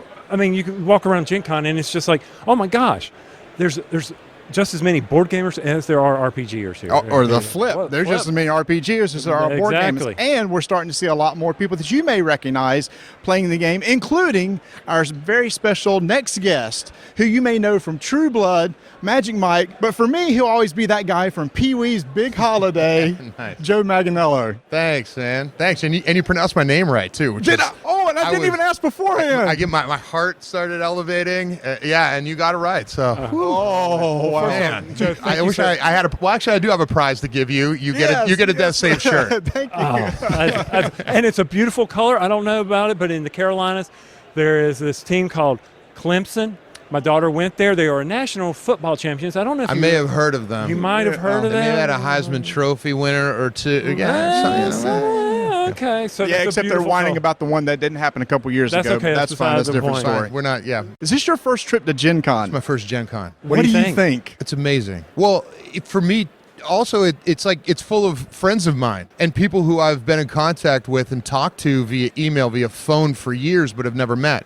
For example, we landed at the booth this morning. I landed with Margaret Weiss. Nice. Speaking of new friends, That's right. Margaret and Tracy Tracy Hickman, of course, have become good friends of mine, and I was invited here by Margaret. Mm-hmm. She invited me to share her booth. So, in return for that kindness, we developed 2 exclusive Lord Soth shirts to launch here at Gen Con. And when we were setting up, I looked over to my right and saw 2 booths over was Kevin Simbita and Palladium Games. Speaking of tabletop, and I grew up playing the Teenage Mutant Ninja Turtles role-playing game Rifts, Beyond the Supernatural, Ninjas and Super Spies, etc. And I've spoken to Kevin on the phone a ton of times. We've become friends. We send each other friendly care packages. I actually own Kevin agreed to sell the watercolor Kevin Eastman original painting of the cover of Teenage Mutant Ninja Turtles and Other Strangeness. And I own it, and it's hanging in my office on the wall. Wow. So he and I become friends. I even bought that painting from him, and this is the first time I ever met him. So what I'm saying is, it's my first Gen Con, but it's like, this is your life. Yeah. So just out of curiosity, you just came back from Comic-Con. Yeah. How is the crowd different between this and Comic-Con? Well, Comic-Con I spent many years at because of True Blood and other projects.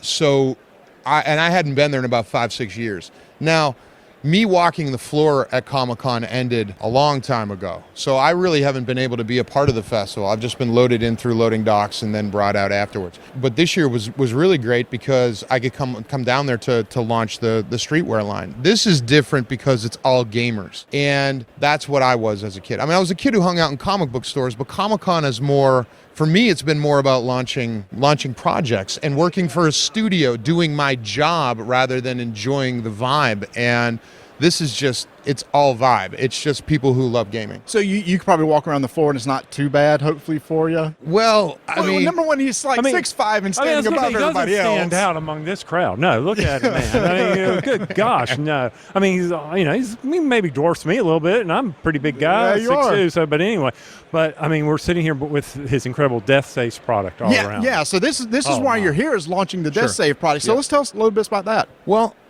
Death Saves. I grew up in the 80s, and I started playing tabletop role-playing games in the 80s. Now, that was a different time than it is now. The time we're living in now, everything is fractured. There are genres and subgenres and subgenres of subgenres, and it goes on and on and on ad infinitum. You can break that atom down.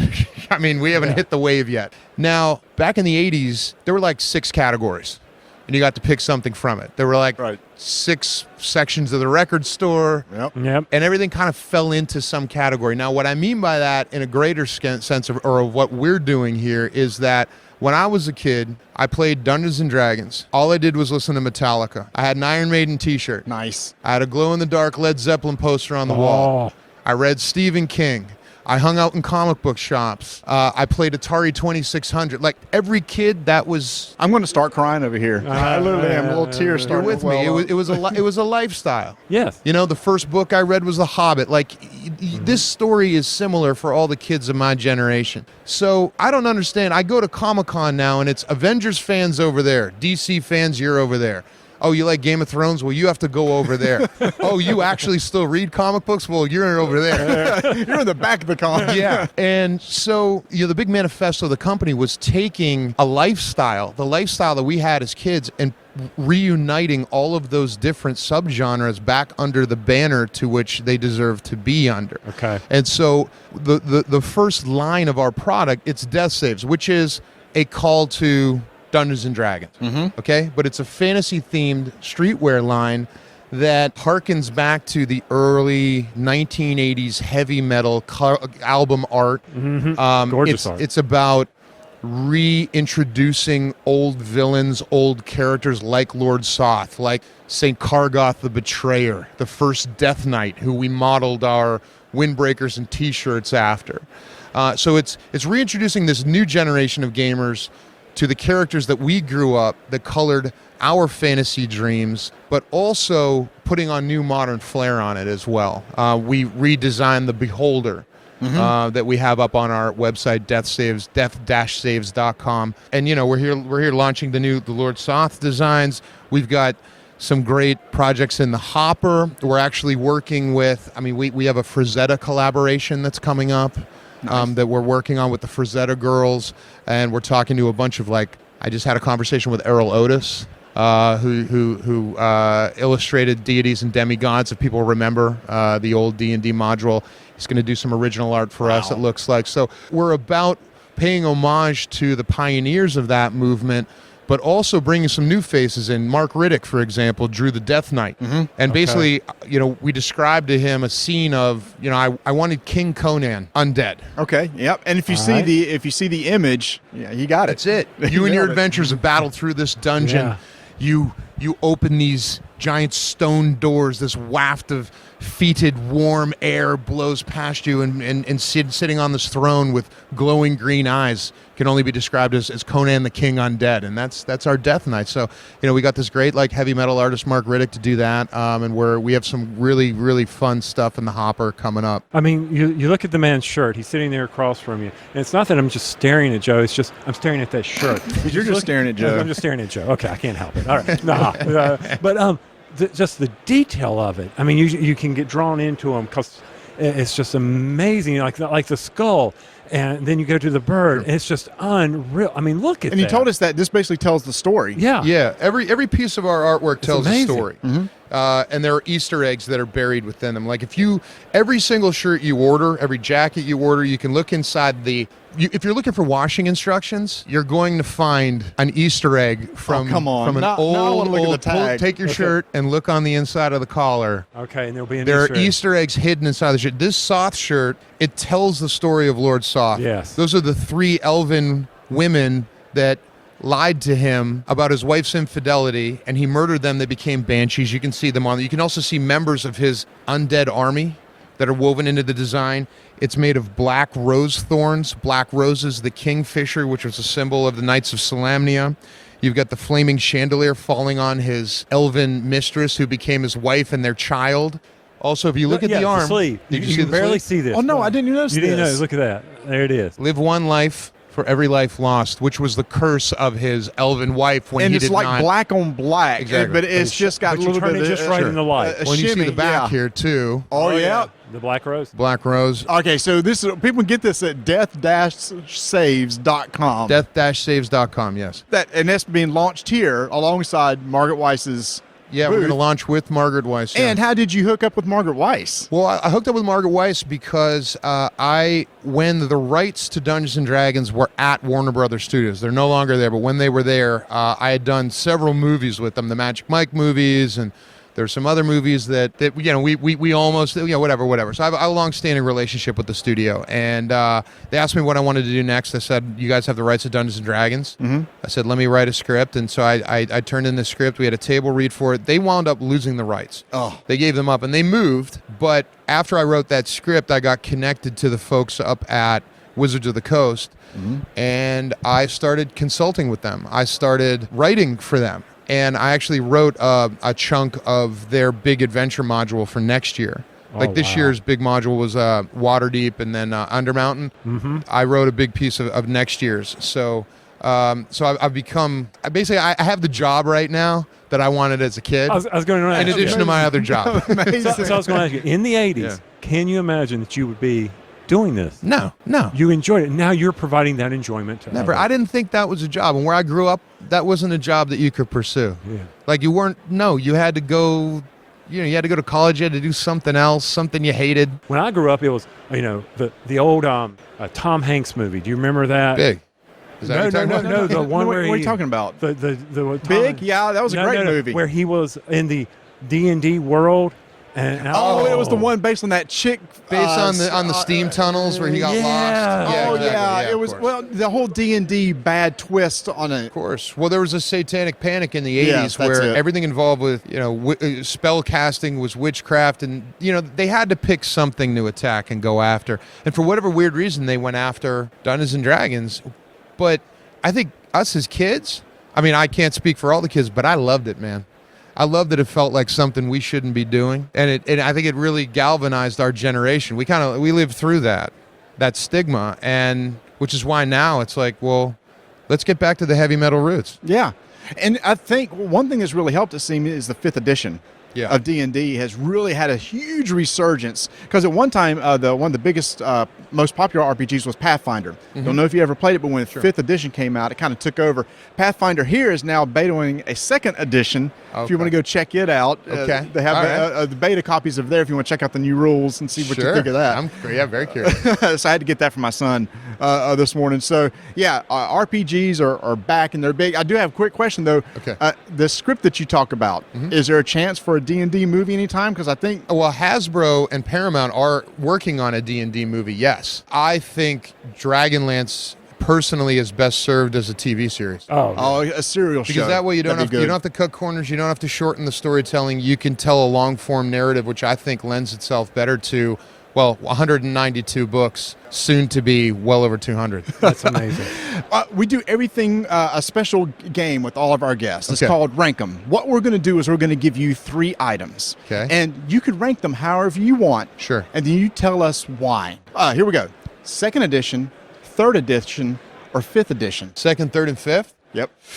Oh man, that's tough because 2nd was Dragonlance, which I had a Minotaur I played in Dragonlance. So I'm gonna go 5, 2, 3. 5-2. Oh, 5 is taking over the. 5's taken over for me because everybody's playing 5 now. I have a weekly 5 game, and it's really, I think, what's ignited this. I think D&D's never been bigger, and I think it's because of 5th edition. Tony? Just 5 and tied 2 and 3 because I never got to see them, so I don't know anything about them. You know me. I can't help you. Okay, so I can't help you. mine is 2, 5, and 3 just Okay. because of the nostalgia of 2. Yeah, there you go. There's that nostalgia track. Yeah. Tony? All right, so I'm going to go back to your other career, okay? So my rankum is Heath Ledger's Joker, Dennis Leary, Green Goblin, and... Not Dennis Leary. Willem Dafoe. Dennis Leary as Green Goblin would be interesting. That would be interesting. Yes. That'd be a little twist. So William Dafoe. And now you made me think... Who did Thanos? Yeah, Thanos. Who was Josh Brolin. Josh Yeah. Brolin. Josh See, this is Brolin. why I take notes, Tony. I know. I'm going to go, this is why you have me here. Yeah. I'm going to go, Heath Ledger's Joker was transcendent. Yes. I was in that Willem Dafoe Spider-Man movie. Yes, so you I'm were. Yes, you gonna were. go That's that, why. Yeah. Which is no offense to my friend Josh Brolin, who I thought did an amazing job as Thanos. I thought they did an amazing job writing that character, and I thought the effects crew did an incredible job in bringing this giant purple Yes. guy to life. I mean, it was incredible. The effects were incredible. But so that would be 1, 2, 3. Heath, Willem. And no offense, Josh. I mean, and maybe Josh is the 3rd best villain of all time. I mean, let's, Yep. Yeah, Maybe. it's hard to rank those. Yeah, hard. It's I'll hard say to do that's that. actually It's hard my to do 3 too.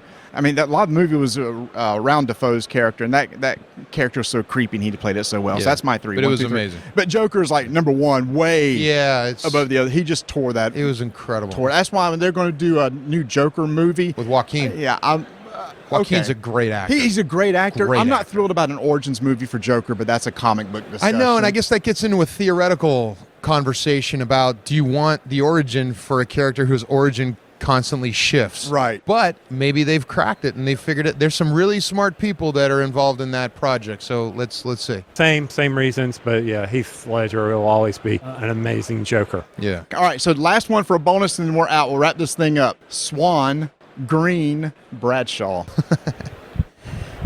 Lynn Swan, and when you say Green, you mean Mean Joe. Mean Joe, not Kevin. Right. Also, yeah. okay. Yeah. So I'm going back to the old Or Eric 70s Green. steel Yeah, curtain. of course, Mean Joe. Swan, Mean So Joe, hold on, and Bradshaw? Yeah, and Was it Bradshaw. there? Hold on. Okay. So for those who aren't into sports ball, Joe is a big Pittsburgh Steelers fan. Yeah. We talk about sports all the time on our show, and we always get chastised. Hey, what are you guys talking about sports for? Because people can like sports and play D&D also. Hell yes. Means your weekends get packed up, but yeah, during the season. All right, so Swan, Green, Bradshaw. Number 1 is Mean Joe. You know, they built the entire 70s dynasty around him. He was a integral piece. Number 2, I'd go Terry and Lynn. I mean, Lynn had a short career. Everybody forgets he was like incredible football player. But I think you got to go Green, Bradshaw, and then Swanee. Tony? Same one. Actually, the same way, and it's mainly for the Coke commercial where he throws in the shirt. There's a little boy with the shirt. Yeah. Joe, thank you so much for being on. If people want to go check out this great merchandise, and it's phenomenal, where can they go find it? Death-saves.com, and they can also follow us on Instagram and Twitter. And so when I looked this up, I saw that the shirts were like $35. And went, wow, that's expensive for a shirt. My kids had to teach me, Dad, that's streetwear. That's a good deal for streetwear, Dad. Okay. That's Well, all right. I mean, this is also intricate original artwork. Each shirt, you're wearing a piece of artwork. There's a lot of work that went into these. So we are actually getting ready to go back out on the floor. We're actually going to help us move some shirts. Joe is actually getting ready to be on Stephen Colbert next week to talk about this line. That's right. So this will drop after that, but you can go watch it on YouTube. I'm sure that's right. it'll be you can out watch there. me and Stephen Colbert chop it up and talk about all things D&D. D&D. Joe, thank you so much Thank for you, coming thank on the you. show. Thanks for having me. geeking out during that. I can tell. I was You were trying to be fanboying a little cool. bit, weren't you? I was. Oh my gosh.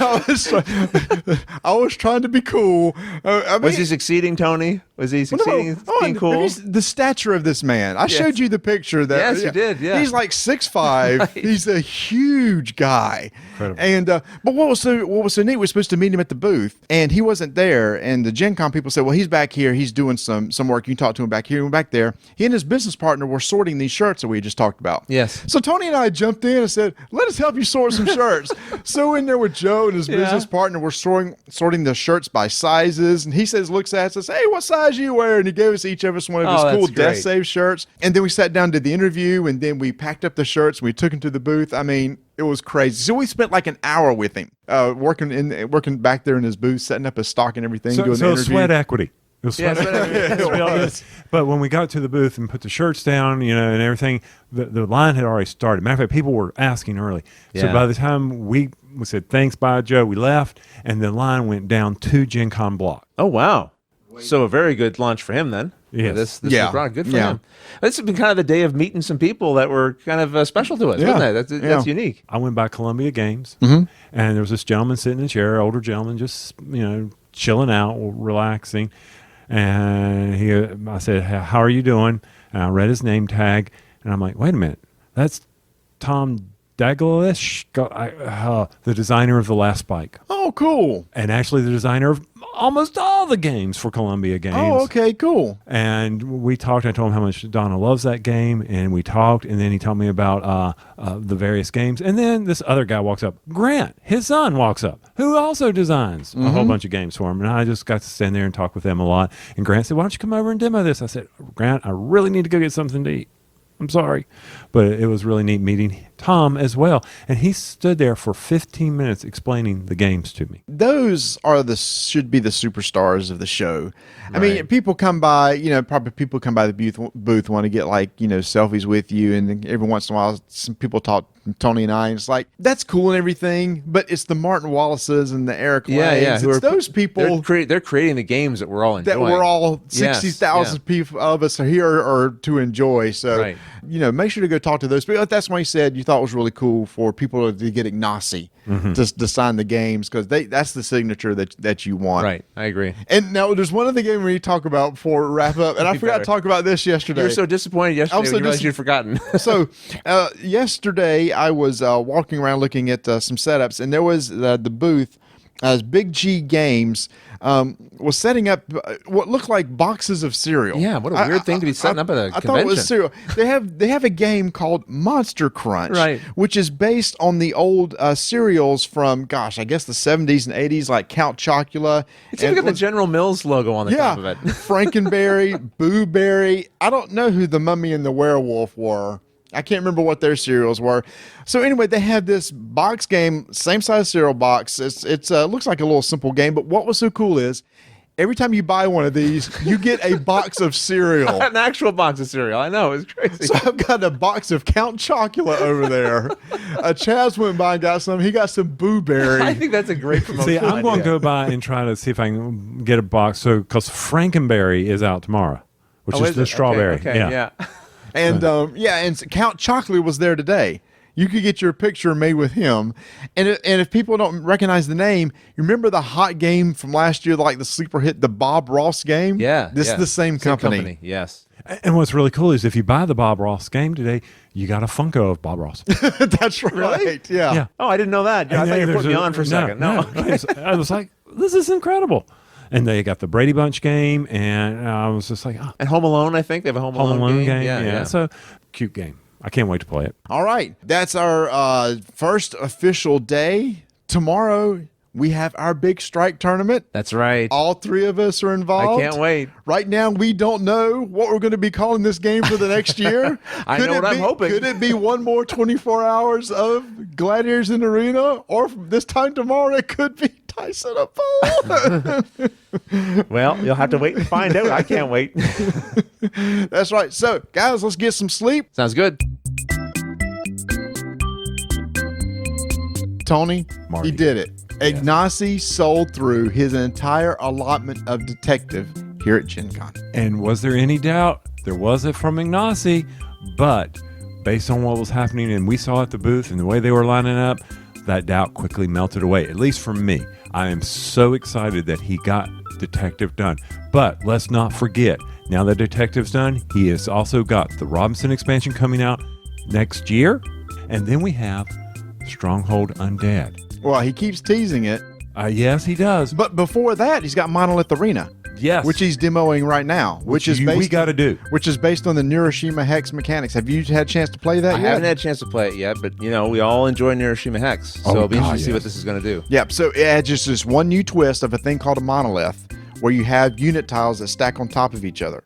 And so you get to select what 3 tiles are stacked at the beginning of the game. Yeah. So how sometimes Neuroshima Hex, the luck of the draw can somehow come this is a into it. commercial. Let's not go into the review. No, I'm just saying what's different. And so now as you get to pick 3 starting tiles somewhat at the beginning to go ahead and put on your board. Okay. Yeah, so that's how it now. But here's the thing. Even though Detective is sold out here, you're going to be able to order it soon because it's soon going to be in stores. And where's that from? Where's that from? Yeah, what's the website? Well, it's portalgames.pl, but they can go to the stores and pick it up too. Yeah, but okay, never mind. That's portalgames.pl/en if you're English. Okay. Good commercial, guys. Like, where's he going? We're supposed to be short. Ignacio, you don't pay for this, right?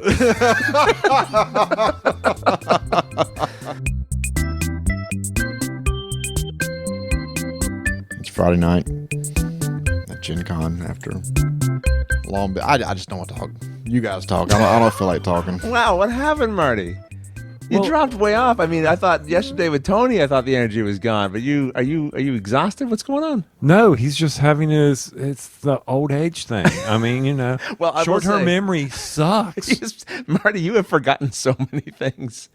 You couldn't find. What were all the things you couldn't find? Well, we today? couldn't find a shirt. We couldn't leave because Marty couldn't find a shirt. Couldn't find a shirt. I couldn't find the recorder earlier. Couldn't find it. Couldn't find his badge this morning. Couldn't find my badge. I couldn't find my key. I couldn't find my shorts he wore the night before. Where boy. his key was. Yeah. You need a good night's rest. our games. We We'll got find some them. games. Couldn't find our games. It's true. You lost a whole stack. We of lost games. 3 games. I don't even. We don't know where they are. We think they're dear. in Portal's booth, Yeah. but that was the low light for today. I mean, It was a lot of highs. You got to have some lows in there. Gotta have Yeah. some. There wasn't a lot of highs There today. was a lot of highs. You know who had There was a really big amazing high today? highs. Was Ignacy at Portal Games. Oh, yes. Now, he had a high. He sure did. He sold out a detective. That's right. Or you lost them all. I know. Marty was in his booth a lot. That's right. Where did I stack these 250 detectives? Okay, maybe that's not a good Polish, and I apologize. Yeah, I don't know what that wasn't even close. was. That wasn't even close. And I think when I'm we sorry, first Nazi. talked on the first night's recording, we weren't sure would he sell it or not. Well, That's sure true. enough, he did. He Actually, did. that was last night. But No, it was 2 No, it nights was ago. 2 nights ago. 2 nights ago when we set it up. Don't you start forgetting things too now, Tony. You don't. I guarantee you. We said No, 2 nights ago, because when we stocked it, we said 650. Do we think it'll sell out? And then that was on Wednesday. right? And then Everyone who's last listening, night- just rewind back about 30 minutes and you can confirm for yourself. Which was 48 hours for us. That's right. And then last night we said, well, we think he sold it out. Well, we will verify that and let y'all know tonight. Well, he did sell out because we Thank went you. back to his booth and there's nothing there except pre-orders. There's a small stack of pre-orders that were left. And what was so funny is that Ignacy said people are getting upset. Ignacy Yeah. said, how much more did I have to tell people you can pre-order this Yes, game and pick it He up? warns them every time, pre-order. And we all shared that information. But Yes. of course, not. The information doesn't get to everybody. So disappointing for some, I'm sure, but very exciting for him. What else today? What other fun things, guys? So overall, I mean, this morning it started out awesome. We went over It to started the out weird. I was walking in a Mountie costume. You were. to the hall. That's right. Oh my gosh. And why were you in a Mountie costume? I was in a Mountie costume because I had a fundraiser last year to support another full year's worth of work on Watch It Played. And one of the stretch goals was I would wear a Mountie costume because I had a Mountie costume on one of my promos for Dead of Winter. And we crossed that goal. So this was my commitment to it today. And Tony helped me this morning get my belt on properly and I made sure he was appropriately addressed for helping citizens. That's right. And so I was opening doors for people, and I was, excuse me, sir, excuse me, ma'am, citizen, do you need any help here? And it was, I was a little nervous about putting on the costume, not really a cosplayer. But once I got it on, I was kind of like, I don't think I want to take it off. I was kind of having fun. Yeah. I was having fun doing it, right? That's the thing about cosplay is because you like playing a different role. It is. For a little bit, I'm a little different character, right? How was the booth, the BGG booth with you doing the interviews with it? I was a little nervous about it. I think I told you I wasn't sure. Should I wear it? Will it distract from what we're doing? But it was fun, and I think people had fun with it. And we were still able to show all the games and stuff and have a pretty good time there. So, did you see anything cool? I did. I saw one game in particular I wanted to mention was a game called Symphony Number 9. And it is from a company called Moi Ideas. And I think it's like Moaideas. Anyway, this is a game where you are rich nobles and you are investing in famous musicians from back in the day, like Beethoven and Handel and all the rest of it. Mm-hmm. And you're basically investing in them so they can compose music, classical music, and then release that music. And then you're trying to basically bribe or influence the royal court to play those songs so they gain in notoriety. And I just thought the theme of it was quite unique and different. And every little piece of it that they described as we went along just sounded like it all connected perfectly together. And even like funny little things like if you keep investing in one of these musicians over and over and over again, they will die eventually because you'll have exhausted them from all the work. And I was like, it's like it took a turn during the preview. Like, wait, what? They die? Well, yes, you're working them into the ground. And this other thing of like, you might run out of money. Lots of games have ways you can get money. Like maybe take a loan or there's an action you get money. Well, in this game, you start with some fine furniture and you can just sell your furniture. Sell your fancy dresser and get some money or whatever. Anyway, I just thought it's a smaller company. And the game interested me, and they're already sold out over their booth, which is disappointing. But I'm going to see if I can track down a copy at some point to check it out for myself. So I actually saw them today. They're like sharing a booth with TMG. That's right. They're sharing a booth with Tasty Minstrel Games, and they've done that for a few different conventions. So I'm not sure exactly what the relationship is. They're not really a part of Tasty Minstrel Games as far as I know, but they've been obviously collaborating in some way. Yeah. Okay. So yeah, I remember they had a big sign up. We're sold out. Yes. Can't get any more. And I was kind of hoping it was more along the lines of like making music as opposed to like the investing in musicians. Yes. But it's a unique theme. Yeah, again, just had lots of interesting little elements there. Some of the musicians get more popular as time goes on. Some get less, following their historical trends and so on. So anyway, something to potentially check out. I'm certainly going to try. They have a few copies saved for people who pre-ordered. But if those people don't show up, then they'll sell those copies on Sunday to people maybe like me. So we'll see. Nice. What about you guys? See anything interesting today? Well, the big thing was that the Broken Token cut us and prepared the Squirrely Awards for us to give out today. Oh, so you had actual reward trophies. We didn't show you these. I got to see as we get into tonight. That's right. Yeah. So Broken Token. So we went around early this morning giving out these Squirrely Awards. We went to the CMON. They received 2 awards for Lorenzo and Ethnos. Yep. And then we went over to Osprey Games and for the re-release of London. Right. They got their reward. We went to Renegade. Gave them an award for Ascendient. I'm sorry. How do you pronounce that again? Did you say Ascendient? Did I say it wrong? I don't know. I don't know. You're so tired. I don't care. Sentient. How about that? Okay. So we gave them that. Sentient. That's what I usually say. Sentient. Is that a good sentiment or not? So, I mean, we had fun with that, and they were very all appreciative of us giving that out. We went up to CGE and gave Paul the award, and he says, well, come with me. Here's the head honcho. Here's the head of CGE, really? CEO. Yeah, CEO. And we told him what it was, and he just sat there with this really blank look on his face like, what am I supposed to do with this? It was like, okay, can we get a picture? He didn't realize what a prestigious award this was. Can we get a picture? I was like, he said, I guess so.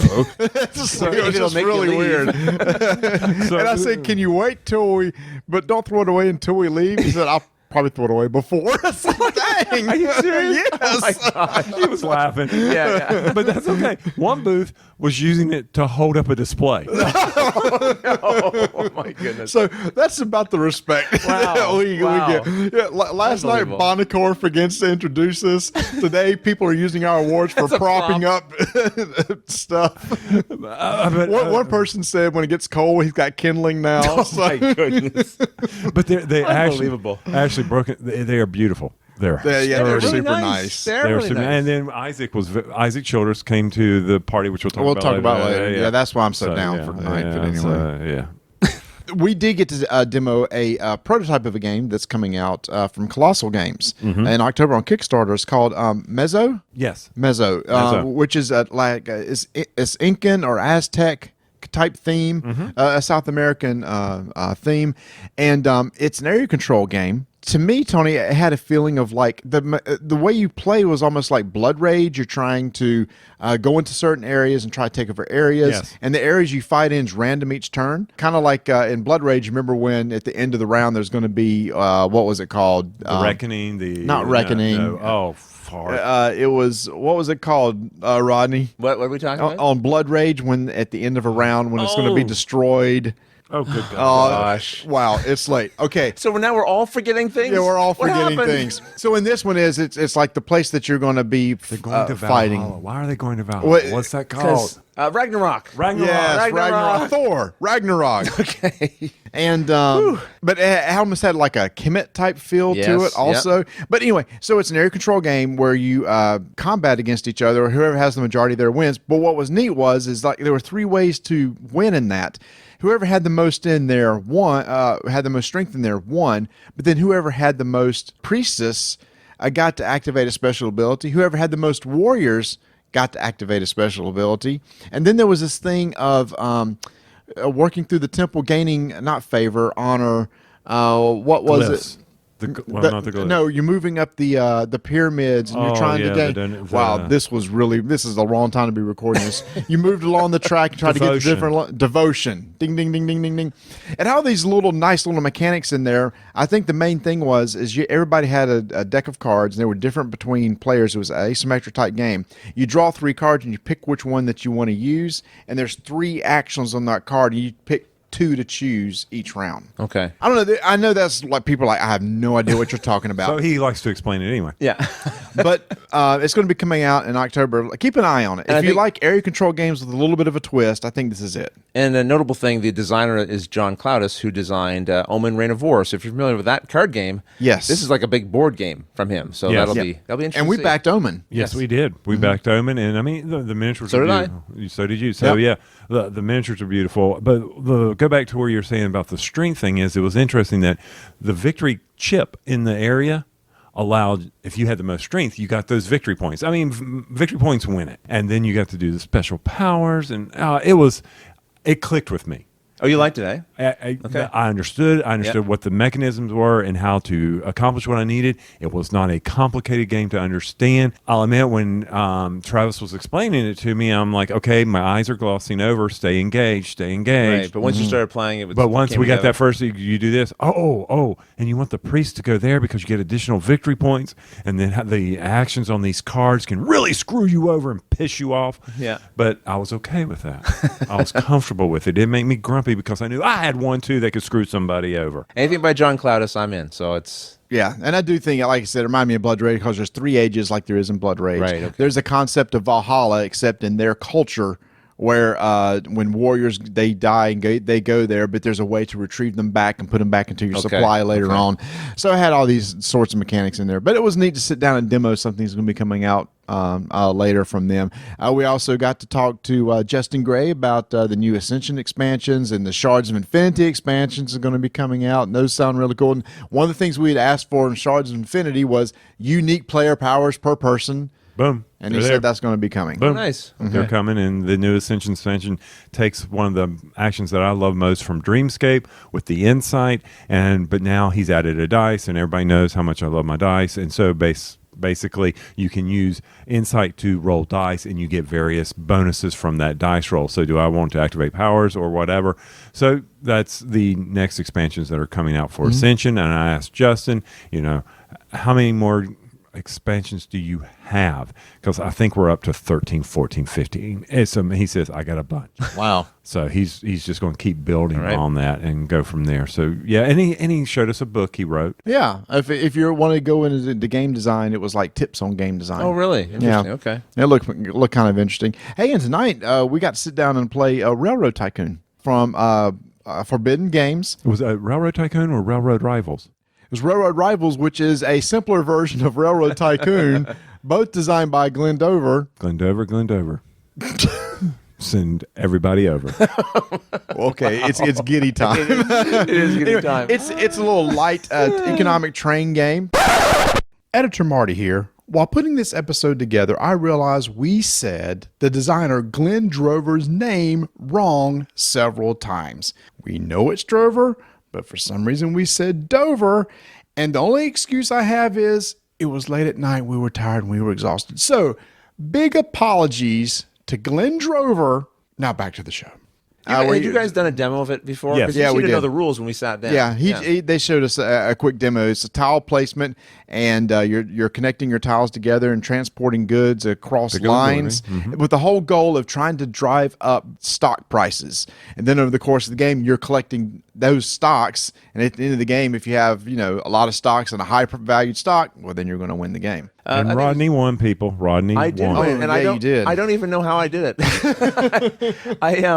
It was interesting. Lance came by. Lance, Undead Viking with TMG. He came by and he said, "This is kind of like a very simplified 18xx game." In a way, I've never played an 18x game, so maybe this is a little step into that world if you're interested. Did you guys both enjoy it? Seems like you did. I did. I did. My strategy didn't pay off because near the end of it, when we were placing the city tiles at the end, I realized that I did not have the goods in the right place, nor did I have the right city tiles to push up the stocks I wanted to push up that I was collecting, because everybody else was gathering onesies and twosies, and the New York stock I didn't get a chance, and that really messed me up at the end. Right. So, but yeah, I did enjoy it.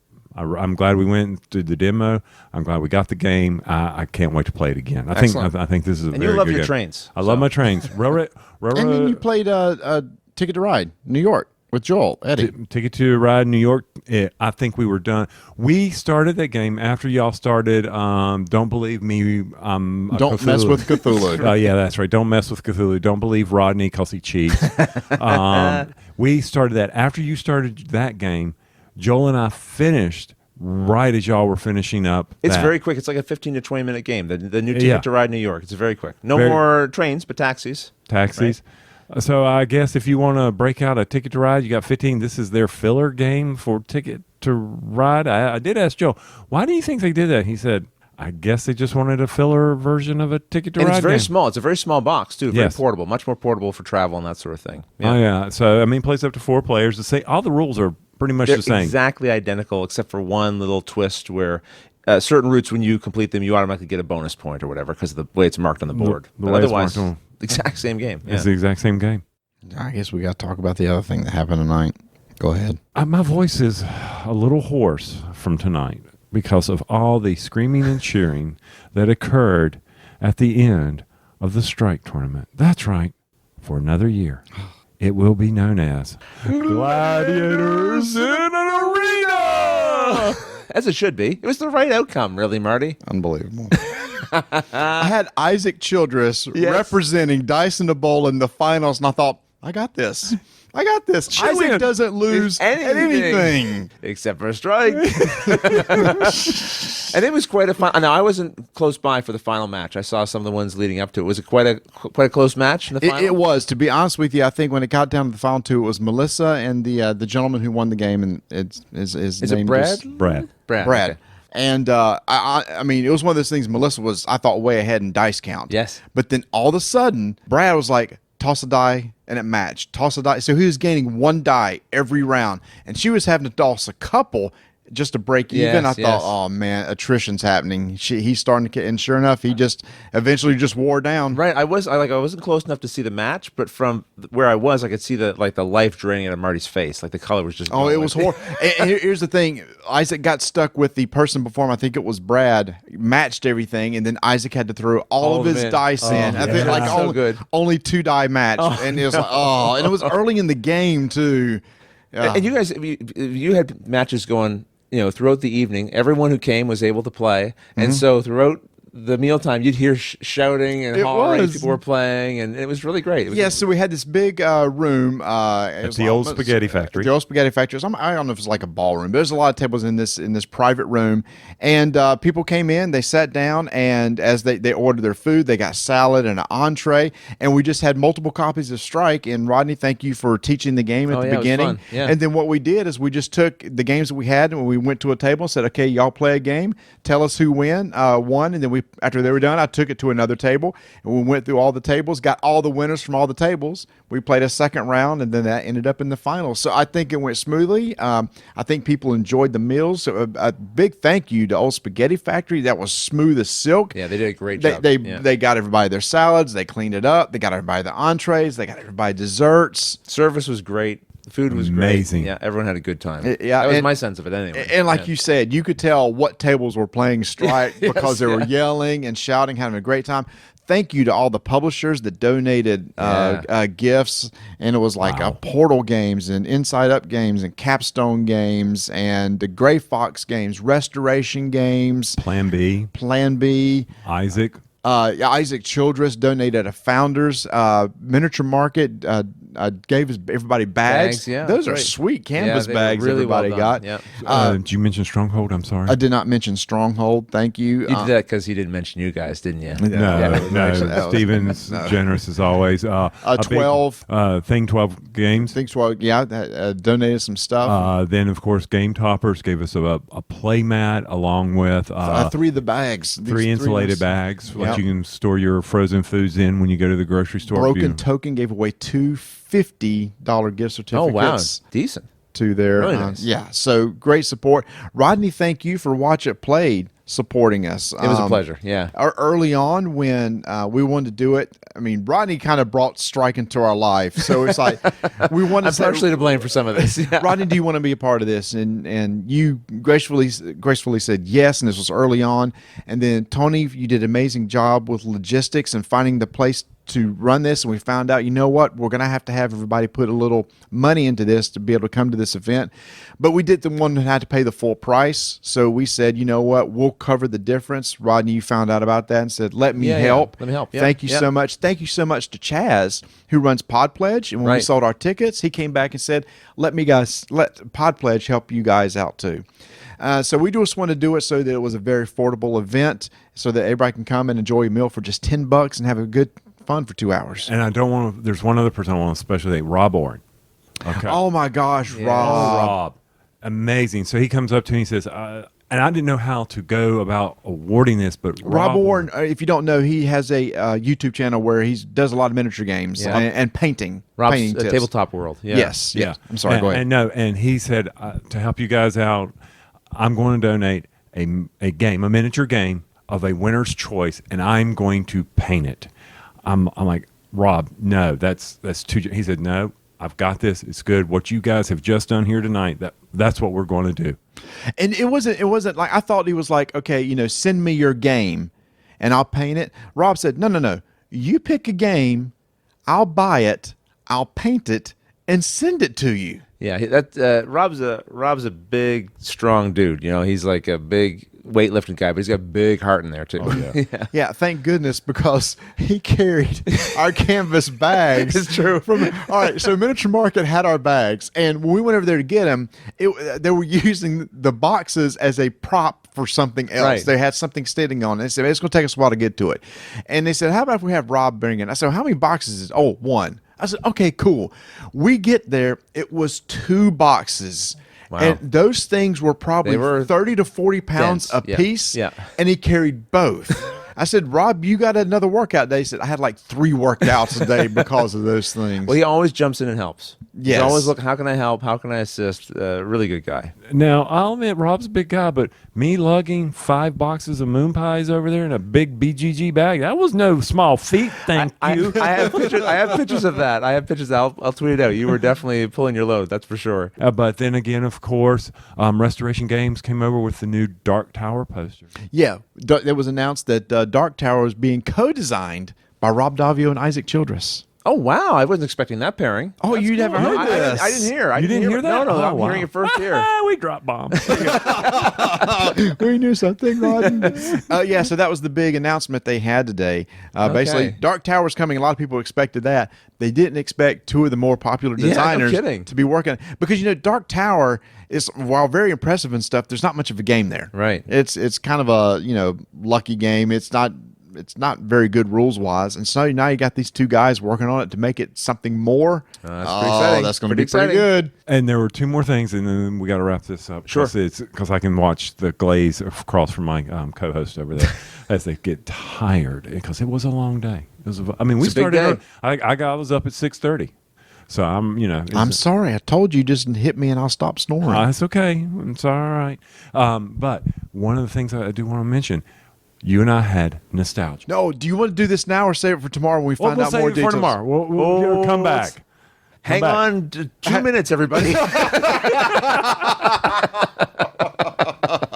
Oh my gosh, it's on pins and needles because in like 3 minutes from now you'll be hearing all about it. Yeah, and we'll tell the story of how Tony squealed. Tony literally squealed when we saw a certain vendor today.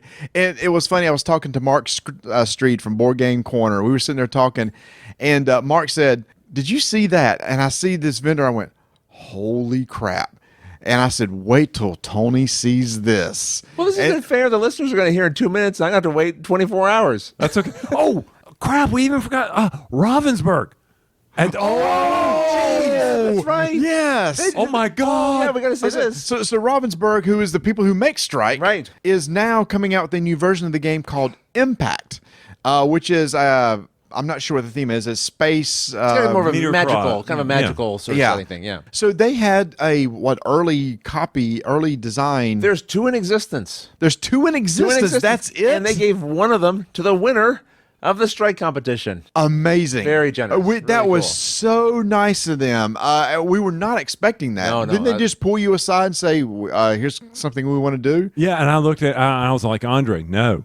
He's like, no, this is what you are doing here is incredible. I said, Andre, this is beyond generous. Right. I mean, this is Only amazing. two in existence. Yeah. And the winner, who represents Gladiators in Arena, has one of those copies. How cool is That was that? really cool. Yeah. I mean, so that, I guess that goes back to just tell you, this community that we are all taking part in, there's a ton of generosity. Out Sure there. is. Yeah. People are Based really on great. all the other stuff you may read on Twitter, Reddit, or whatever, there is more good, I think, than bad. I would agree. Oh, amen, 100%. Yeah, so And we've seen, again, Gen Con's is this wonderful thing where people come together and have fun. I mean, you had all those people there together tonight sitting at tables. A lot of them didn't know each other. You throw a game in front of them.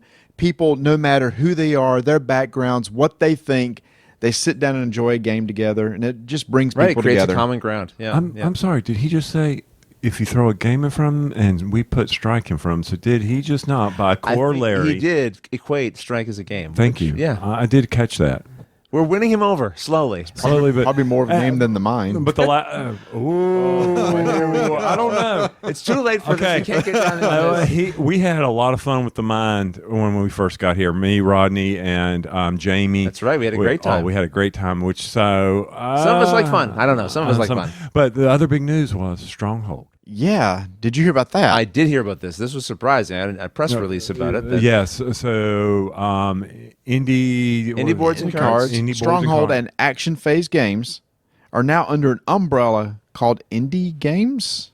I didn't actually read the press release. It was just, but I mean, to the point is that They're merging or joining together in some way. Yes.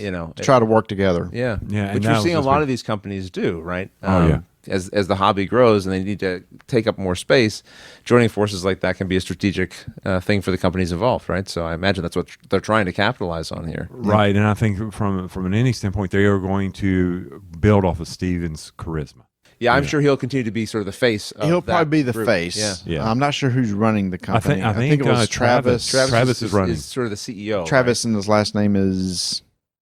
Sorry, there's that bus right over you. I don't know. I can't remember his last name right now. Ragnarok. Sure, that's it. Yes. That would be an amazing last time. what would Travis Ragnarok. I still don't know where my sleep shirt is. It would be amazing if someone had a business card holder, if he could find that, and we'd pull out Travis's business card. I don't have it. Why didn't you get it? From who? From Travis. We were right there with him. That's a different Travis, dude. That's Travis Chance. Oh, I thought that was I thought you were With Kolossal Oh, my Games. goodness. I thought you were talking about. Oh, I'm sorry. Make I'm it sick. end. We will. Okay. Man. All right. So anyway, we've lost Rodney. He's Tweety birdieing right now. He's on his I still phone. got like an hour It's left of over. tweeting to do before I go to sleep. Can you do it now before you open up your iPad? It is getting worse, isn't it? I know. Turns on? Normally, beside Marty, we have to share a bed or a bedroom. I try to keep to my iPhone. And last night I had my nice big 10-inch You're pulling out his going. iPad over here. He doesn't dim the bright light either. It's like it's like a searchlight going on. It's like lighthouse going on over here. Look, there's a lot of things going on I He gotta can keep bring track of. ships into harbor over here. So tomorrow is. Travis Worthington. Travis Worthington. So tomorrow is. Sorry, Travis. So tomorrow is approaching quickly. Saturday will It be is. upon us. Rodney must get to sleep. So does Marty. So hopefully some of his brain cells, neurons will fire tomorrow. You ain't kidding. And so it'll be our final day of recording, and we'll be wrapping this up tomorrow. So, and don't forget the little tease. We'll talk about the special nostalgic thing. If you remember. Yeah, that's true. It's like, what were we supposed to go look at today? Yeah, I got it. All right, gentlemen, you ready to go to bed? I sure am. All right.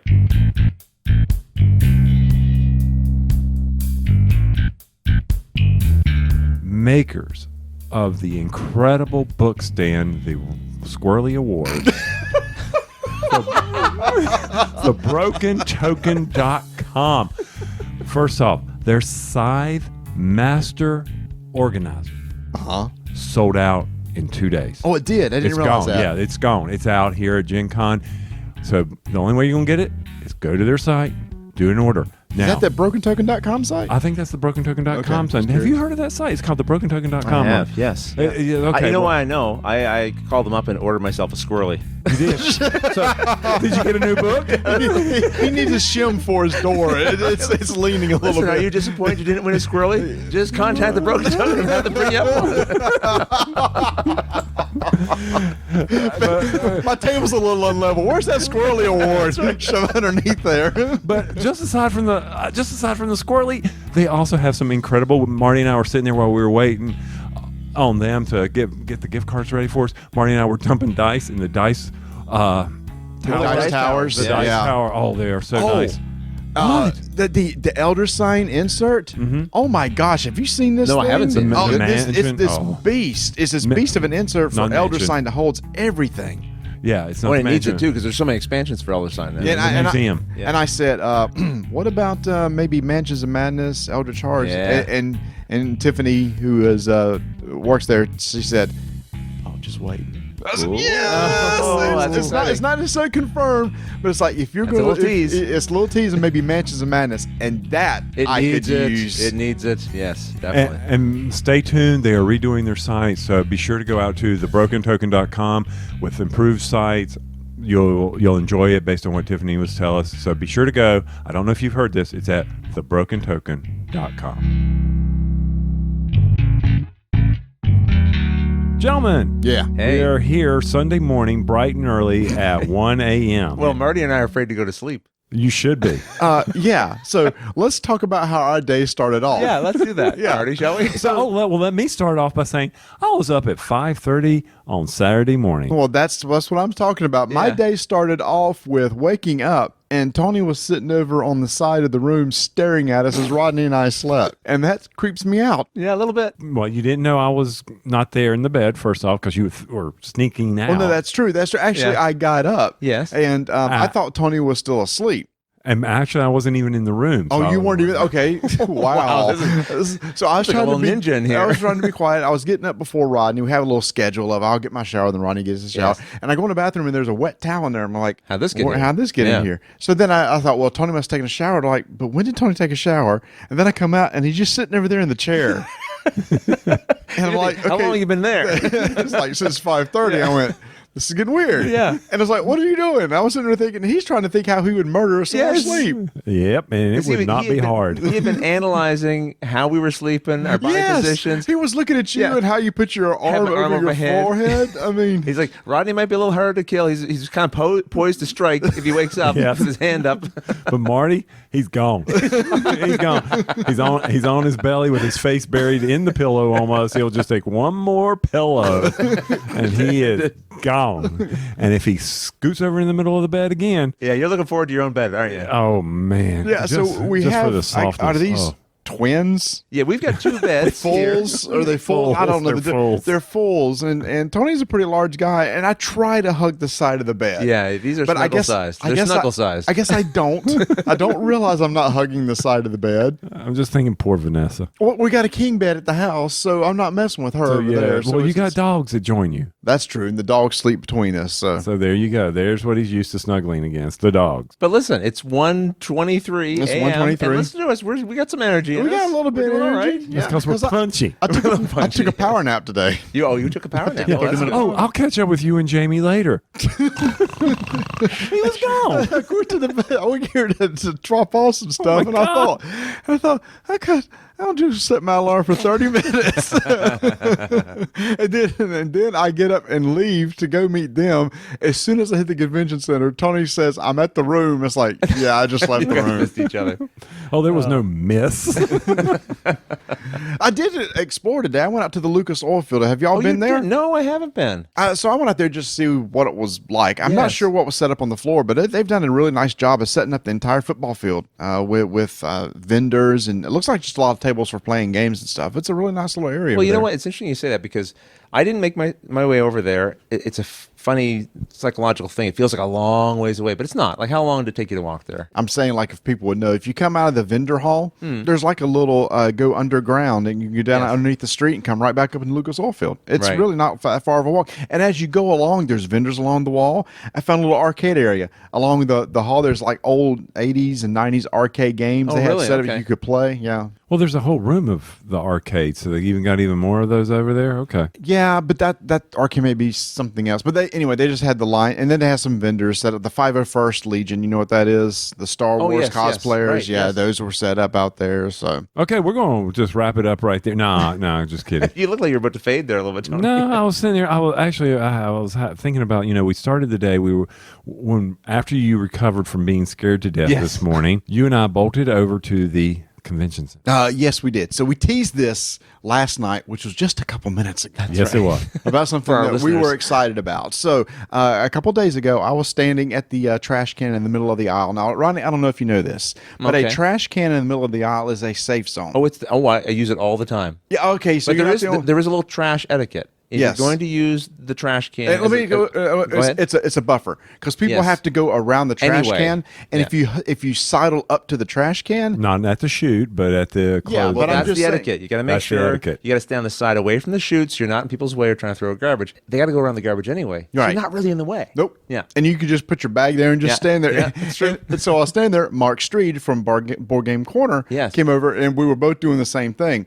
And I happened to look over Mark Streed's shoulder and saw something in the corner. I went, whoa, I didn't know that was there. I said, wait till Tony sees this. And what was it? So Tony comes back over. Yes. And I point, and Tony turns over and like squee and rushes over to a booth from Tudor.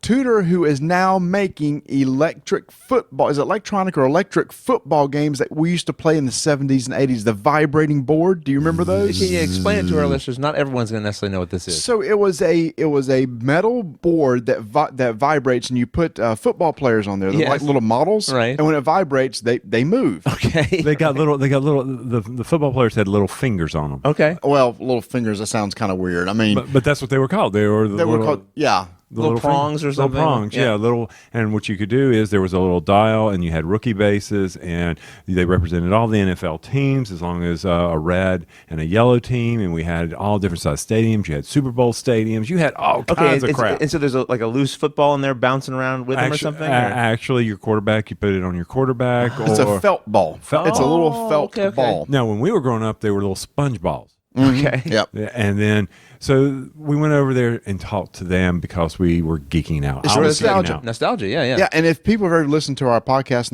in the past, we've actually brought that up, and we said Right. we wish somebody would do this again.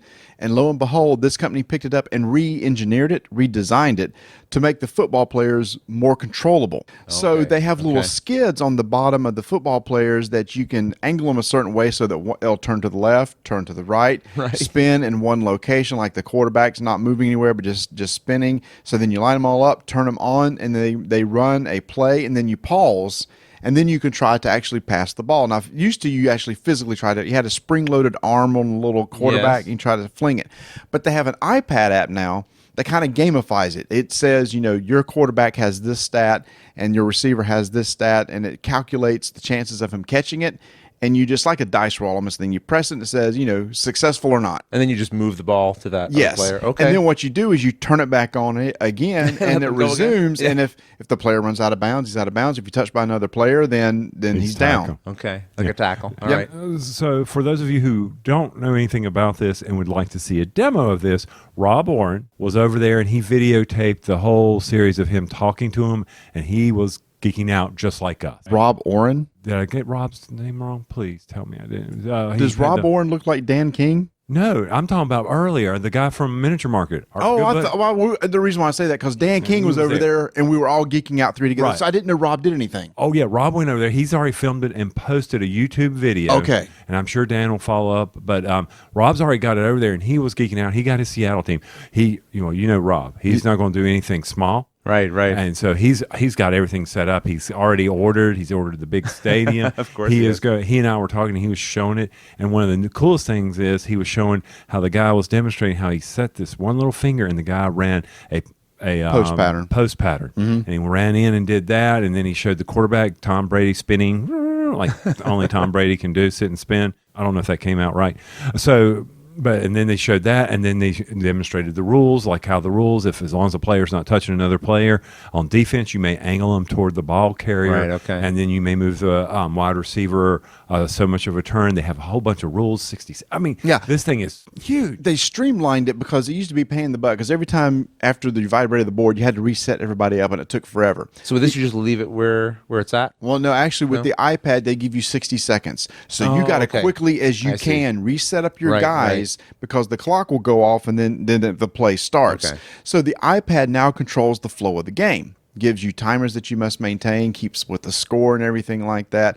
And they have the nice, like a cardboard stadium. You haven't seen this, have you? No, I haven't. This is all. You need to go check this out tomorrow if you have time. Yeah, I'll do my best. It's a football board, and then they have the cardboard stadium around it. And then they have a thing that holds the iPad that makes it look like a big scoreboard over the stadium. So how expensive is this not including the iPad? $60 for the base game. Oh, wow, okay. That's it. And they have different sizes of player surfaces. They have 3 different sizes of stadiums. But 60 is the base game. And you said Rob's got a video of this? Rob's already got a video That's of it. Rob's Tabletop World for anyone who's listening and would like to look it up. Thank you very much, Mr. YouTube guy. I appreciate it. And I mean, you can get stickers for your end zones, and probably they have all the NFL teams. So they have the NFL license. Oh, it's licensed. Okay, very cool. This is even better. And this is where Rob really geeked out. What's this? They have these gray models that you can now put together and sculpt in various things, and then paint them like players of today. And one of the things they had, and Marty was like, "Oh, look at that!" They had put hair on it like Larry Fitzgerald from the Arizona Cardinals, and he has long flowing hair out the back of his helmet. So somebody added hair to the back of it. Yes. So now there's this whole hobby aspect. You get it, you make it, you prime it, you paint it, then put the base on it to actually play in a real game. That's pretty cool. And there's leagues and all kinds of stuff. So they're trying to make a comeback, and we are very excited to be part of it. And this is their first time at Gen Con. And they were excited to get any sort of reception because they said, we want to get back into this market. This is a game now. This is actually kind of a board game, and we want to get back into this. So we're going to be working with Tudor and possibly covering the game in the future. So is this something that can be purchased outside of Gen Con right now? Are they already in stores or from their site? And in the blog, I'll put a link to the Tudor page and for everybody to click on. So if you go to rolldicetakenames.com, you can read our blog and then also click on the link. And it still doesn't solve the problem of if one of your friends unfortunately drops something on the field after you got everybody set up and shakes the board. Yeah. Everybody moves. That's Sure. A little fragile that way. So anyway, that was what we were kind of geeking That at. sounds And cool. it's a nostalgia thing. It's just so funny that we had talked about it before.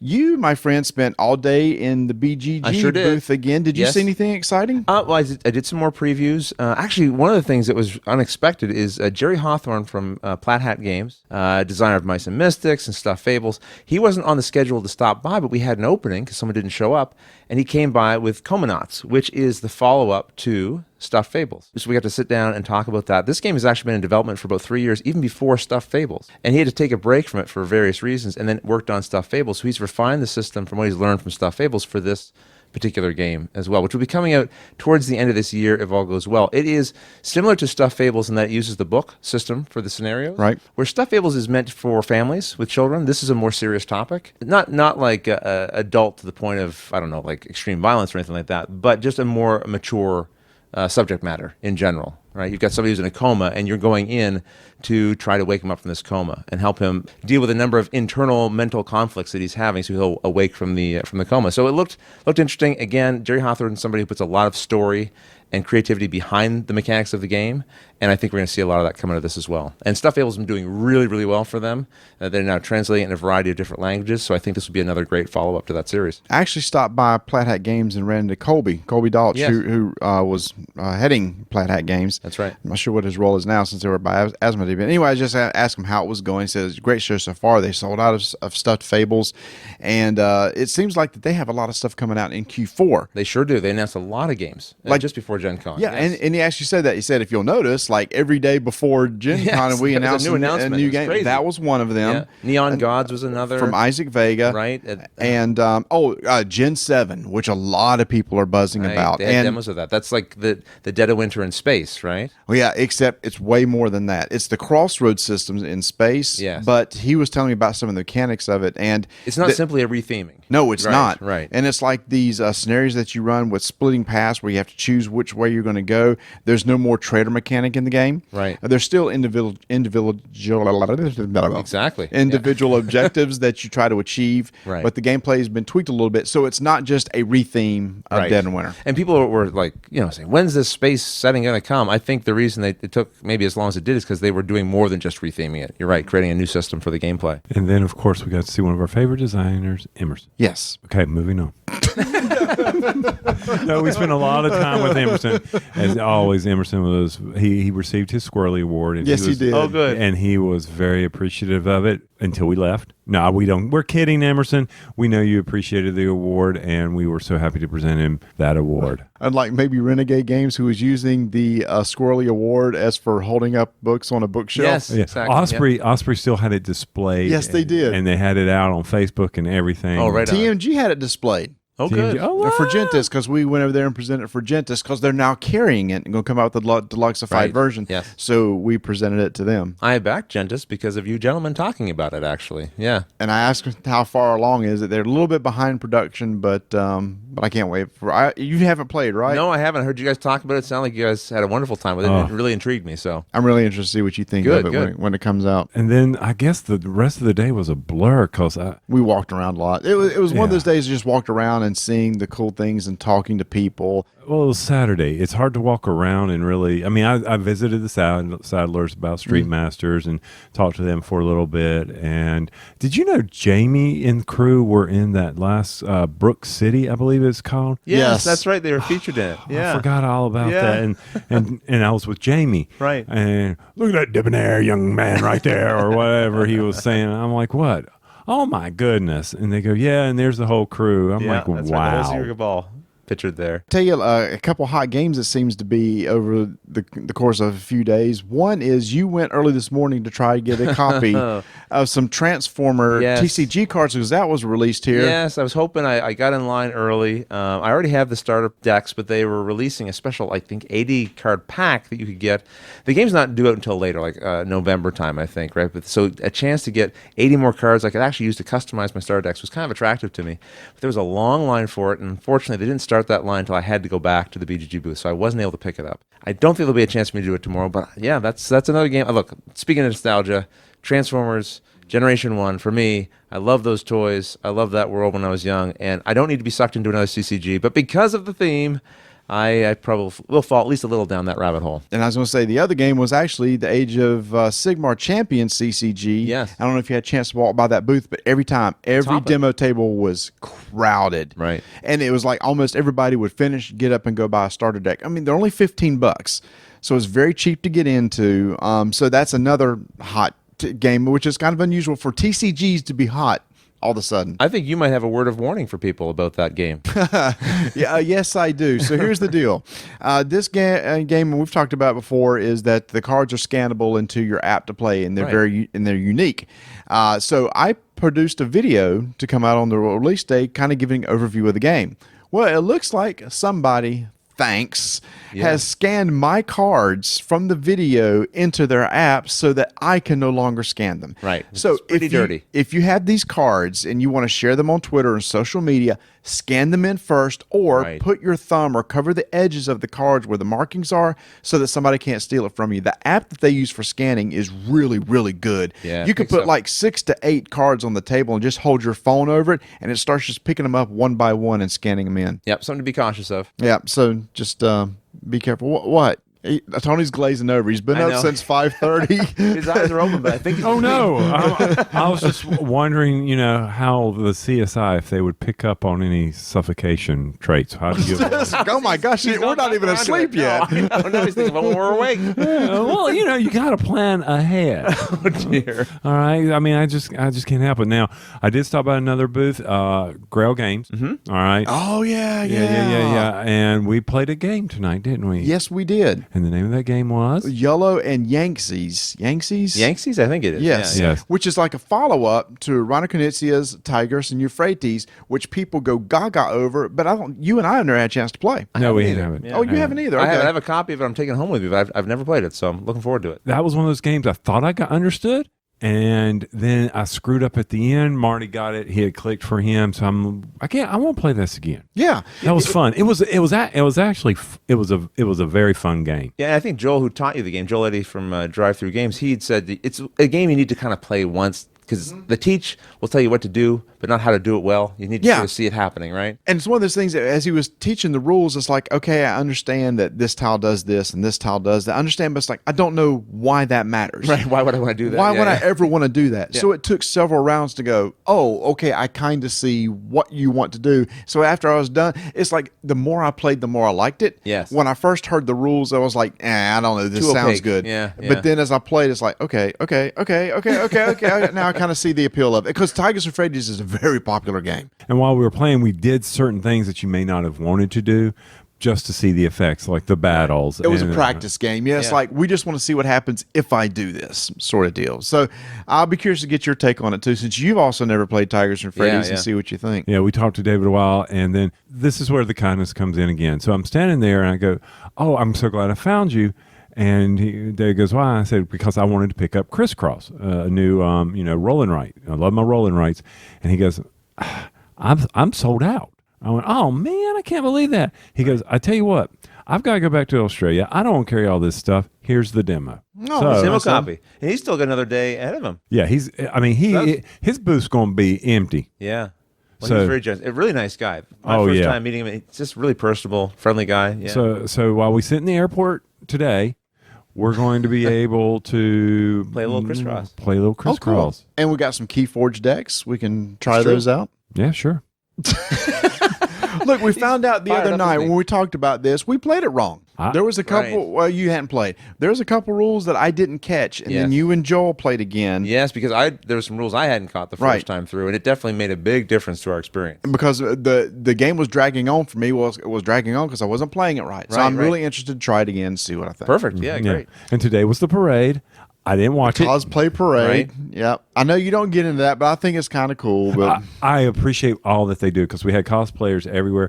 I mean, I've got a picture of a stormtrooper brigade. I don't know if that's what you call them, so all the Star Wars people don't get on me. I mean, you had the stormtroopers, and then you had the commander, and then you had the guy who fired the The gun, the sure. guns, yeah. The gun. The gun. Oh yeah, I remember that. It was in Star Wars. That guy who fired the gun. Well, he's the one that's got the big black helmet with the big pointy face and fired the he was gun. the one that yes. was like firing the Death Stars. The Death Star, He's yeah. like, dude. Yeah, he was in that. And then one of the things I told Marty about yesterday, one of the guys ran by, and it was Batman, and he had a big black bomb. Oh, perfect. And Adam he was- West. and he was holding it over his head, and I'm like, why do I know this? And a guy standing beside me and goes, some days it's just hard to get rid of a bomb. I went, oh yeah. I'm like, that's just so cool that they catch that. A reference to this 60s show with a really dumb scene where Batman has a bomb and he don't know how to get rid of It's it. that classic movie. It's that It's from classic- the movie. That's why he runs around the course like nuns or something. It's that bowling ball style of bomb from the yeah. cartoons, or Yeah. a little fuse out of the top, a string that's just slowly, igniting. That's also the movie that introduced shark repellent. Right? It's just ridiculous. I was like, oh, you guys. And some of the time they spend on those costumes, I know it's way more than I would commit to it, and I applaud. It's Sure, it's it's a a hobby. talent. It's a It's just talent, like too, we yeah. like to sit down and paint miniatures and stuff. Yes. That's how they do their craft, Right. and they enjoy that too. And the reason why we're up so late is so we can digest an incredible dinner. Oh yes, we did. We did, always yeah. love on the last night of cons. We're trying to make it a tradition now to try to get as many friends as we can together to go out and have one last meal together. And we sure did. It was a German restaurant, Rathskeller's? Rathskeller's, I believe, It's yeah. really, really good. Tony's over here just drinking water. He's got the mic down on the bed like he's not even paying attention. I sometimes I think he's forgetting we're on the podcast. No, not really. I'm not having an issue here. Yeah, good German food for someone who doesn't. I mean, Marty said, I don't like German food. I'm not a big German food fan, but it was good. It was okay. What did they bring to the table? Oh, now what they brought to the table, somebody told me, wait till you try the mustard. It's really good. It's a horseradish Yeah. mustard, which I've never had before, and some hot pretzels. Oh, so good. that Pretzels. was good. No. That mustard was hot. Yeah, I only had a little dip of that. It looked a little much. Yes, and their spackle was very good, and their That's red what you put on cabbage. walls, I right? had the schnitzel. It was good. You had the schnitzel. Yeah.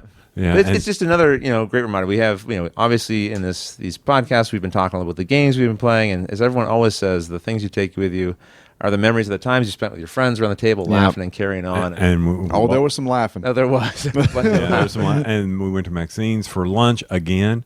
But Chicken and waffles. Chicken and waffles, strawberry waffles. God, How'd you those- miss that? Yeah, well, yeah, that's. I wasn't able to get away from the booth for lunchtimes, but the meals in the evening were I always. think I were spent always more good. time eating than playing games. I think sometimes you guys might be doing that. Yeah. And then afterwards, we just sat outside and chilled for a bit and Yeah. just talked for a little while. We had cigars, and, No, I didn't. I was not and with Tony these was people. not part of that. He said, "I'm Yeah. not going to do that." So we were just chilling outside. And finally, we go to the game room. It's like, "Where y'all been?" Yeah, I was leaving. Y'all, I know you were leaving, and I was you like, were You were leaving. 2 minutes. If you'd been 2 minutes late, you would not have seen me. I'd been gone. I'd be up here. and I was thinking, well, I should come back to bed and pack and prepare for tomorrow. And sure enough, we got all of us sucked into at least one more game, and we had a good time. And then we came up here and we played Tetris with our suitcases. Yes, we Fit did. everything in.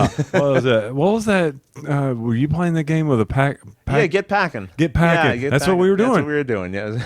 In real life, yeah, we thought we may have had to ship some stuff out, but You I guys think solved it, didn't I you? think Tony and I have figured this sucker out with an extra carry-on for each of us, and I think we do this without shipping anything. Well done.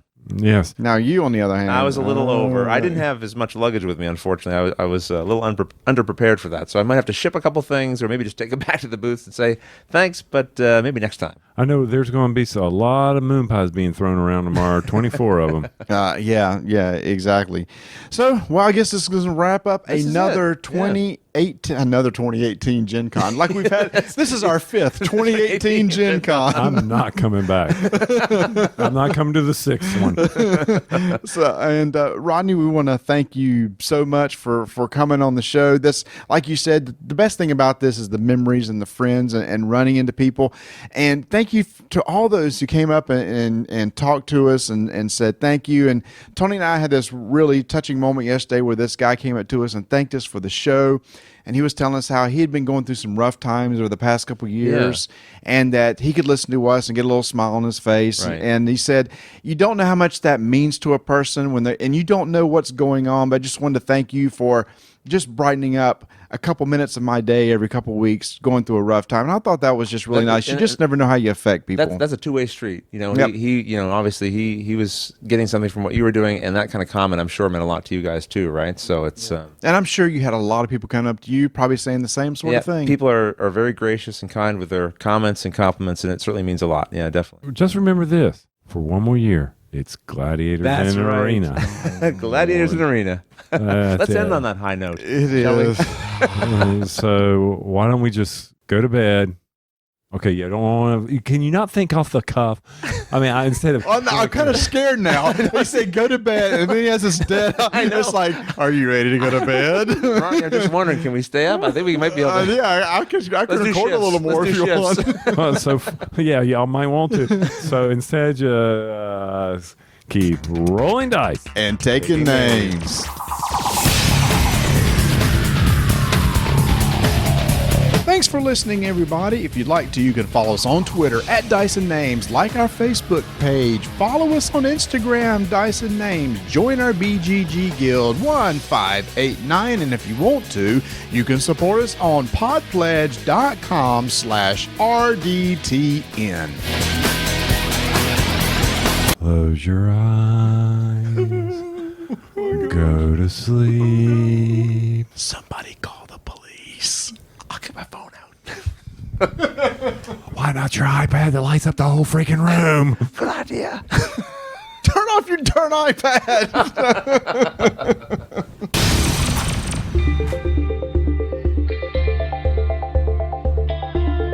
Okay, so Gen Con's now over. You probably heard about all these excellent games that we've been talking about, and you're wondering, where can I get those?